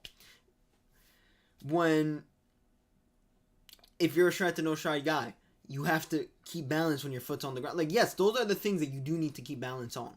But certain things, it's kind of like, no, you don't really need balance for that. It's almost like an extra, like, all right, you should have it, but it wouldn't be considered a main factor.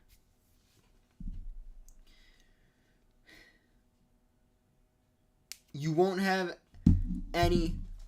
be able to adjust to pitches. So this one is another lie. You could adjust easily to pitches with this. Pitch is high, you're here. Pitch is low, you're here. Pitch is middle, you're here. It's the same move for all of them. None of the moves are going to change. Same move for every pitch. That's probably one of the big misconceptions is that, oh, you can't hit a high pitch while doing it. No, you could hit a high pitch. You could definitely hit a high pitch. If you tilt and you're around your leg and all that, you could definitely hit a high pitch. Now, if you're going forward and you're pushing, then that's when you see, oh yeah, you can't hit the high pitch. It's because I'm pushing at it. But if I'm back and I get it, you can hit a high pitch. You can hit any pitch.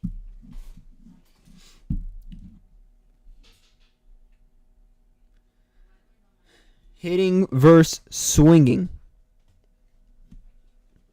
So, this one is a little,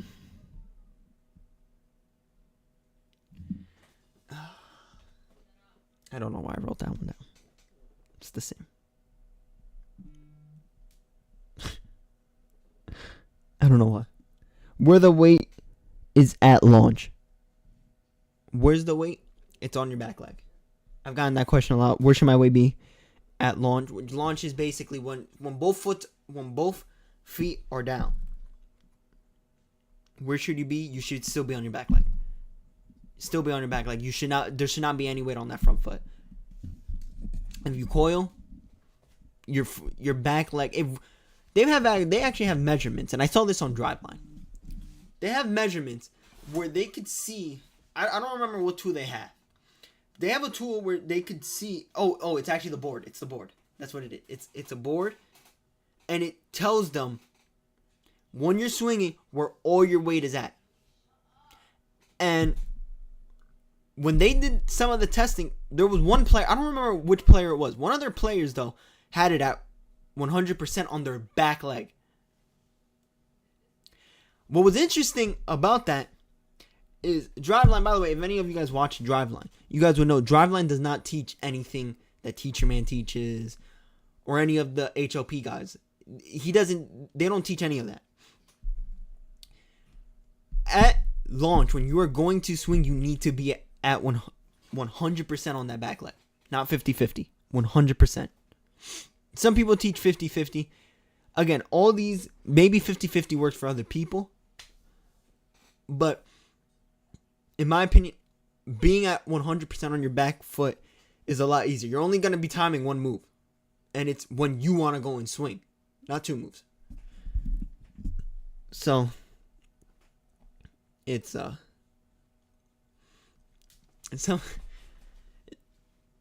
bit of an interesting one to see. That's really it, I think, for all of them. Those are really the biggest misconceptions.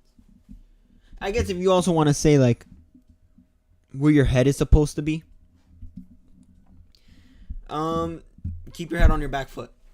That's really it. Just keep your head on your back foot. And If you coil, do everything, your head automatically will stay on your back foot. If you don't coil or anything like that, you'll see your head is literally on your either 50-50, like down here, like where my T is. That's where your head will be, or it will be on the A. So, those are the biggest misconceptions I've seen with HLP throughout times that I've been here. I think we kind of went over literally everything. Before we leave, though, I do want to go over one more thing. What's the MLB like? What are the rankings so far? I'm trying to see the rankings because I have not. I'm gonna be honest. I haven't been paying attention too well to what's been going on. Standings. Here we go. All right, so the Yankees are. Oh my God, the Yankees are 3.5 games. How did they manage to do this? You know, I think like a week or two ago they were 9 games up, and now they're only 3.5.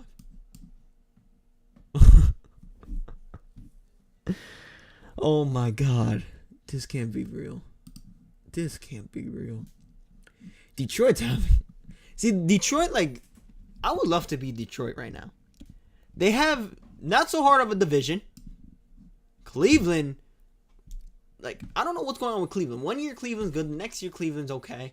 They're actually at 1 game out, so I'm not going to even say anything. They're 1 game out, so they get a break. The Astros are in it. You know, the Astros are one of those organizations. Every time I look at them, I look straight at them, and I'm like, damn. They've lost Correa. They lost George Springer. They've lost all these guys, and they're still a number 1 team. How? How? Seattle. They're 4 points. Oh, wow. Seattle's. Oh, so I'm guessing Minnesota's fighting for a spot with Seattle. That's what I'm going to guess is going on right now. The New York Mets are in first place. Oh, my God. The Athletics started so good in the beginning of the season. I only know because I'm an Athletics fan. They started so well in the beginning of the season. Now, what is this? I have no clue. We've completely fell off. I believe in them, though. I believe in them. They'll be fine. They'll be fine. Trust. They're going to be fine. They're going to be fine. I know that they'll be fine. New York Mets. All right, the New York Mets are killing it. I wouldn't sleep on Philadelphia because it seems like Phillies every year don't ever start the season at first place. I don't know if they did last year. Did they? I'm not sure. But I always remember the Phillies. They never start the season in first place. It's always some other team, either Atlanta or the New York Mets, which I didn't even know Atlanta has a losing record right now. Damn. Times really have changed. Times really have changed. 31-39. That's insane. That's insane. The New York Mets, 45-27. I mean, how's Soto doing? You know what? Let's go see that. Because, you know, the Soto hate has finally stopped. At least for now. All right, he's batting .247. That's not too bad. What else has he been doing? Let's go see. I should have went on MLB. Oh, I should have done MLB.com. Why didn't I do that? Oh, yeah, he's not doing that bad. I mean, 249, I mean, still isn't acceptable, but I mean, it's better than what he was a few weeks ago. He was, I think, at 220 something, 230. At least he's not there no more. At least 249. His slugging isn't that bad. Usually he slugs at 458. Look, he usually slugs at 458. I got you guys. See? 452. Oh, no. Oh, man. No, I'm completely wrong. This dude's a 500 slugger. Where did I get? I could have. Oh, so, alright. So, this is where I messed up, guys. So, I saw these two, and I saw, oh, wow, 400. So, I didn't take into accountability that, that was for just 1 year that he was a 450. So, yeah, he's a 5. Okay, maybe he's just, he is a little below what he's usually doing. He just needs 50 more points to get there. 0.050 to get there. It's possible. It's going to be a little hard. but it's possible. Okay. Now let's see. Phillies 42-29. Oh, we went over this. All right, the Cubs 44-28. Not bad. Not bad. They should have just kept Baez. Imagine Baez and Dansby in the same lineup. That would be dope. Milwaukee 39-34. Not bad. Cincinnati 37-35. Yo, the NL Central is actually pretty good. Why hasn't no one spoken about this? Okay. Maybe it's because the next one is pretty good too. Maybe because of the NL West. This is wow. Oh my God. 43-29, 41-31, 39-31, 36-35.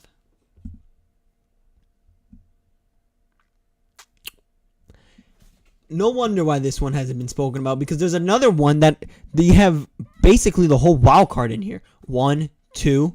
Where's the third one? Where's the third one? Hold on. There's a third one here. The third one. Oh, and Phillies. Yeah, I don't know. I don't think the Phillies are going to stay a wild card team. I could be wrong. The Mets, could just be like, nah, we're not no. We're definitely not no second place team this year. But I think Philly is going to end up being a first place team. I generally believe that. You know what? One more thing.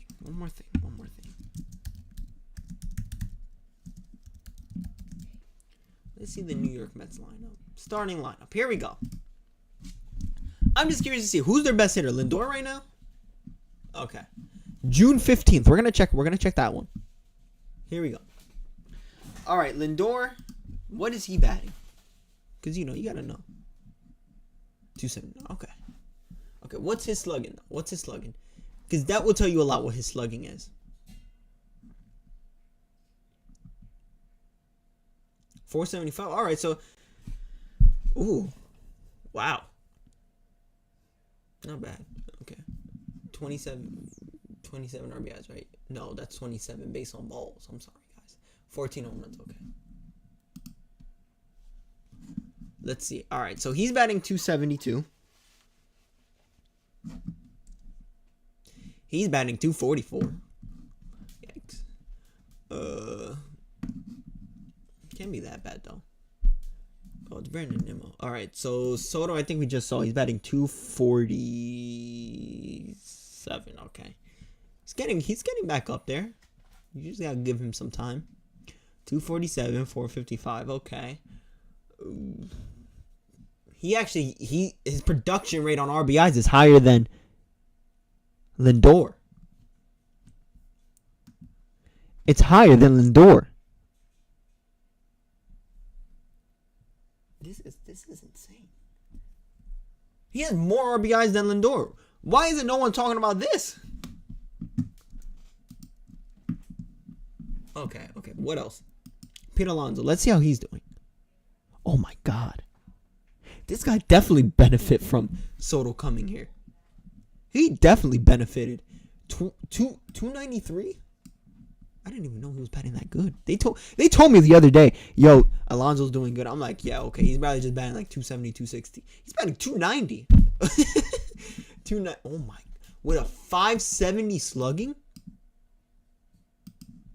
17 home runs, 63 RBIs. Yeah, he's getting 100. Wow. Yeah, he's been the guy. He's been the guy. Where's his stat books? Come on, let me see your stat. Did they complete? Oh, okay. It just didn't load. I'm sorry.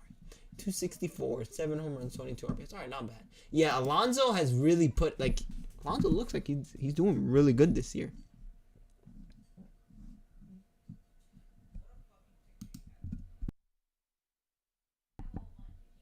$229. Okay, so I'm guessing he might be new. Yeah. Okay. I'm guessing this is more like their contact guy or like.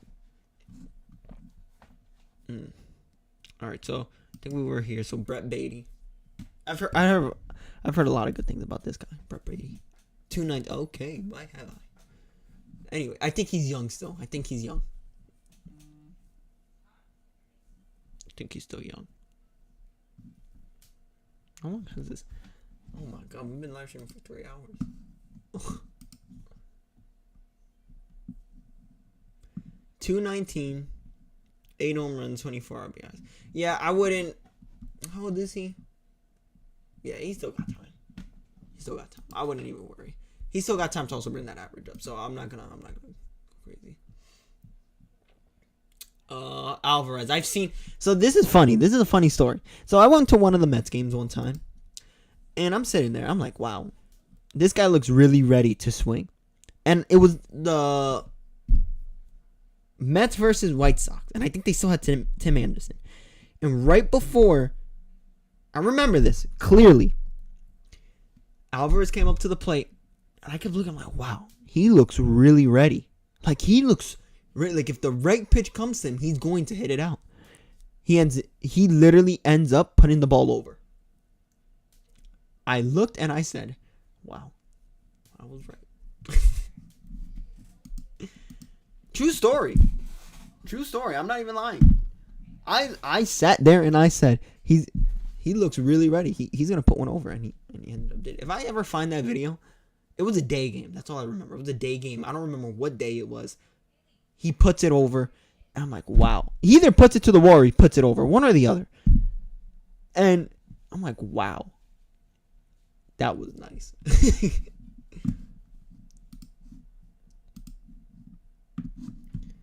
Acuna. Oh, I'm pretty sure he's young, 23. Okay, 248.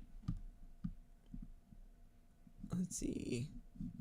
That's right. He won't have too many stats. Oh, he batted 308 last year, but in 14 games. Oh, yeah. Wow. Only 6 RBIs in 62 games. All right, maybe he's still adjusting to it, so he still gets a break.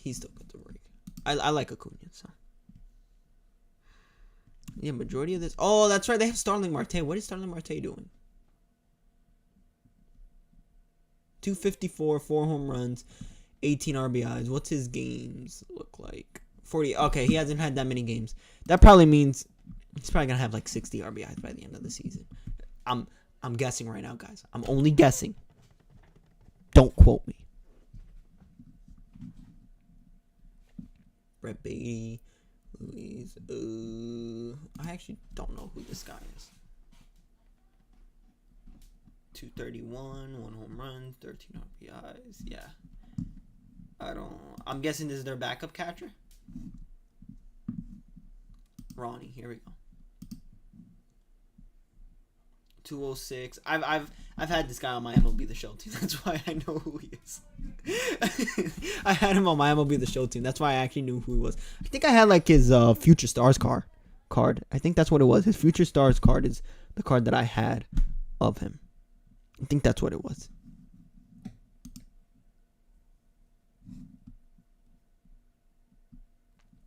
I think that's it for all their lineups, right? We saw Jeff McNeil, right?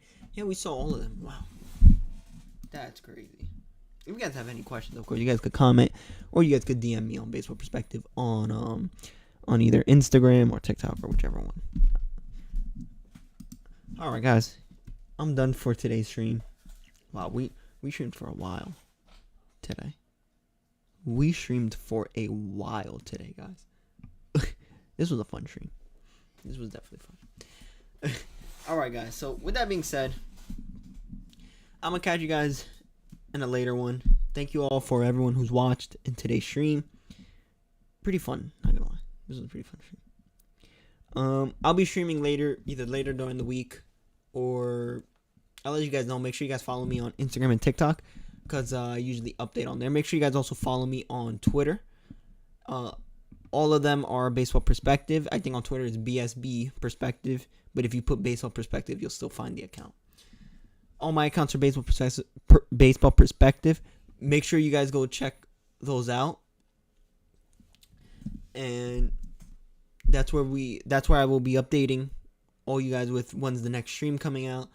And I have a whole bunch of content. So if any of you guys missed any parts, I'm also going to be uploading clips from this stream. Just like I did on the last stream, I will be uploading more clips from this week's stream. Yeah, so I got you guys later. I'll see you guys in the next stream. Make sure you guys stay tuned to my upcoming streams too, and for the upcoming videos that I have coming out too. I hope you guys enjoyed this. Make sure you guys also like and subscribe for everyone who's watched today's stream. I'll catch you guys later.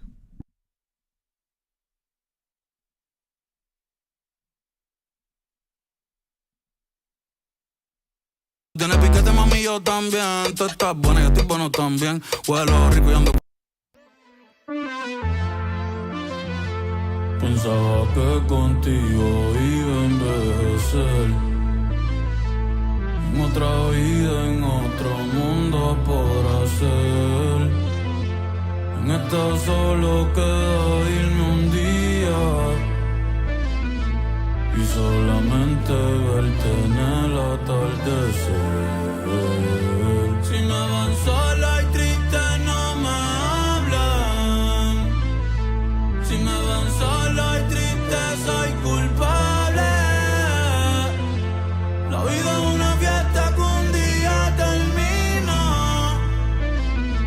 Y fuiste tú mi baile inolvidable.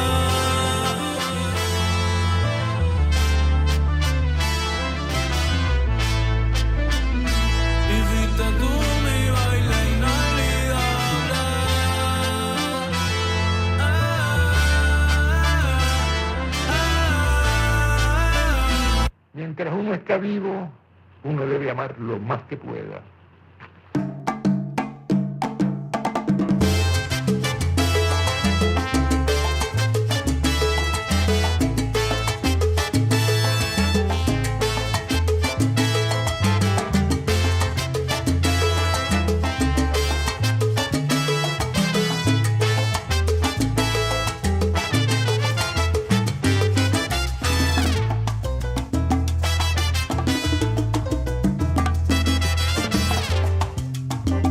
Pensaba que contigo iba a envejecer. En otra vida, en otro mundo podrá ser. En esta solo queda irme un día y ver pa'l cielo a ver si te veo caer. Si me ven solo y triste no me hablan. Si me ven solo y triste soy culpable. La vida es una fiesta que un día termina. Y fuiste tú mi baile inolvidable.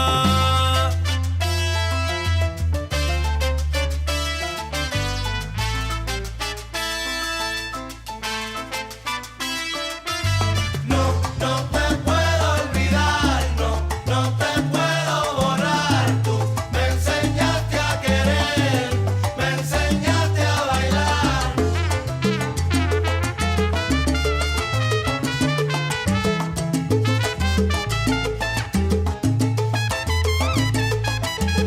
No te puedo olvidar, no te puedo borrar. Tú me enseñaste a querer, me enseñaste a bailar. Ay, dime cómo le va para olvidarte. Hay un paso nuevo que quiero enseñarte. En la noche ya ni puedo dormir. Lo que hago es soñarte. No te puedo olvidar, no te puedo borrar. Tú me enseñaste a querer, me enseñaste a bailar. Como tú me besabas, como yo te lo hacía. Como tú me mirabas, pues yo quito me ponía. Se siente feo no tenerte cerquita. La nueva mamá bien, pero no en tu boquita. Mi diablo, mi ángel, mi loquita. Mi diablo, mi ángel, mi loquita. Ay.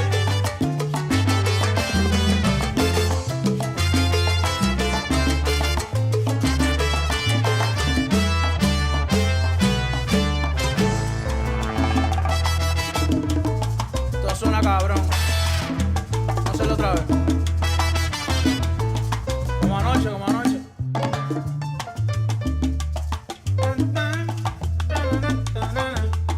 Aprieta, chamaquito, aprieta.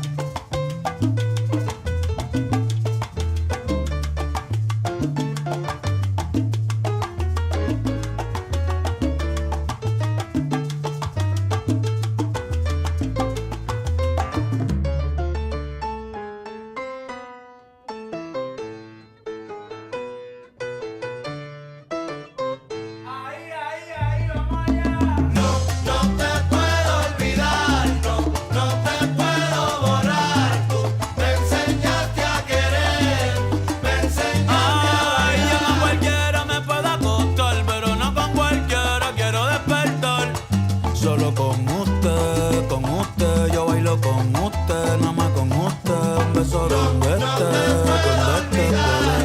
No te puedo borrar, tú me enseñaste a querer, me enseñaste a bailar. Y yo tenía muchas novias, pero como tú ninguna.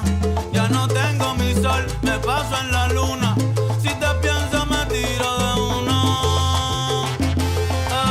Mi diabla me llama el mi loquito. Mi diabla me llama el mi loquito.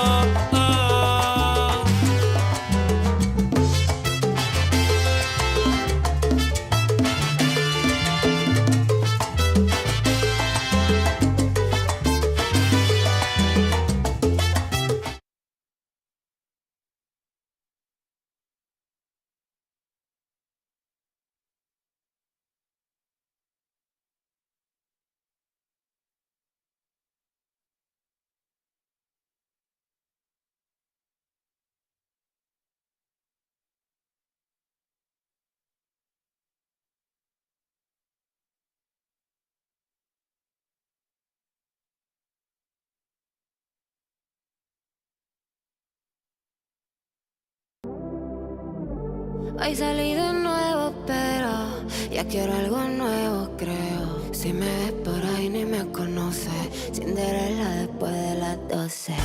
Ya me convertí, vámonos de aquí, que me gusta cómo huele y más cómo te mueves. Dime ya cuando voy a probar tu perfumito nuevo. La otra vez no te la vi, papi, sé que te la debo. Dime ya cuando voy a probar tu perfumito nuevo. Hoy estoy pa' ti, ¿qué vas a hacer si me pego? Acabo de mirar el reloj y son las 1:16. Significa que ya no te voy a dar break. Sigue mirando así, sigue mirando así, sigue mirando. Que te lo pongo aquí mismo. Sigue bailando, mami, que te estoy midiendo el ritmo. No parece Leo ni Escorpio, pa' mí que ella tiene su propio signo. Fría, sentimental, está en temporada de portarse mal. A veces es difícil meditar y solo quiere gritarlo, buscarme pa' chingar y yo se lo voy a dar a la hora que sea. Si yo bajo pa' allá abajo va a subir la marea, los ojitos se le marean. Baby, yo voy a hacer que tú creas. Diablo, tú eres una bellaquita igual que yo. El fumito nuevo tú hueles cabrón. El poquito te rompo el man. Cuando voy a probar tu perfumito nuevo. La otra vez no te lo di, mami, sé que te lo debo. Baby, tú eres una estrella, esa boca sabe a carambola. Fuego, desde que te vi me puse roja. Por los ojos me quitaste el traje. Te tengo bailando sin modales. Dale. Diantre.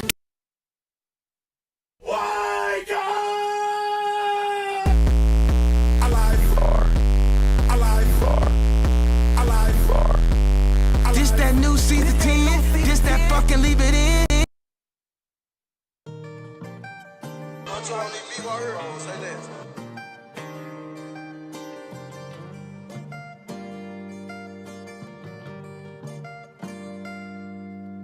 Tienes mi razón, lo que daba por ti, aunque tú por ese amor yo jamás recibí nada.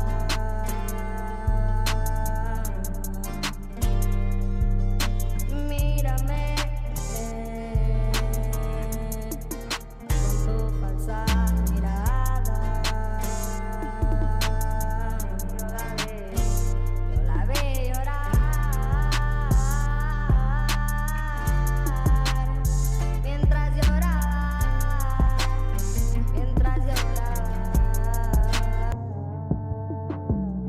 On the rise at the moment. I get flying on post. I'm never hiding, I'm in the open. Can't trust all these bitches robbing.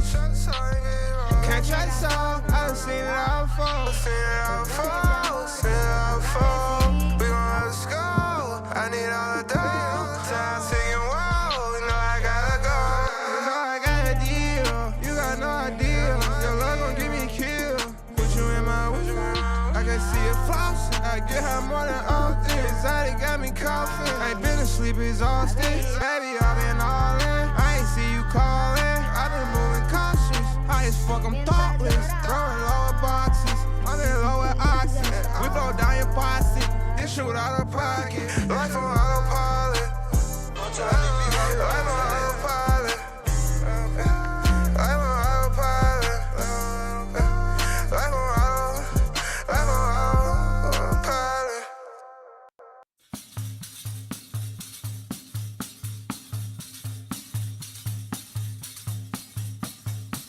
Sin mondo si mamo de nayaste. Si amor te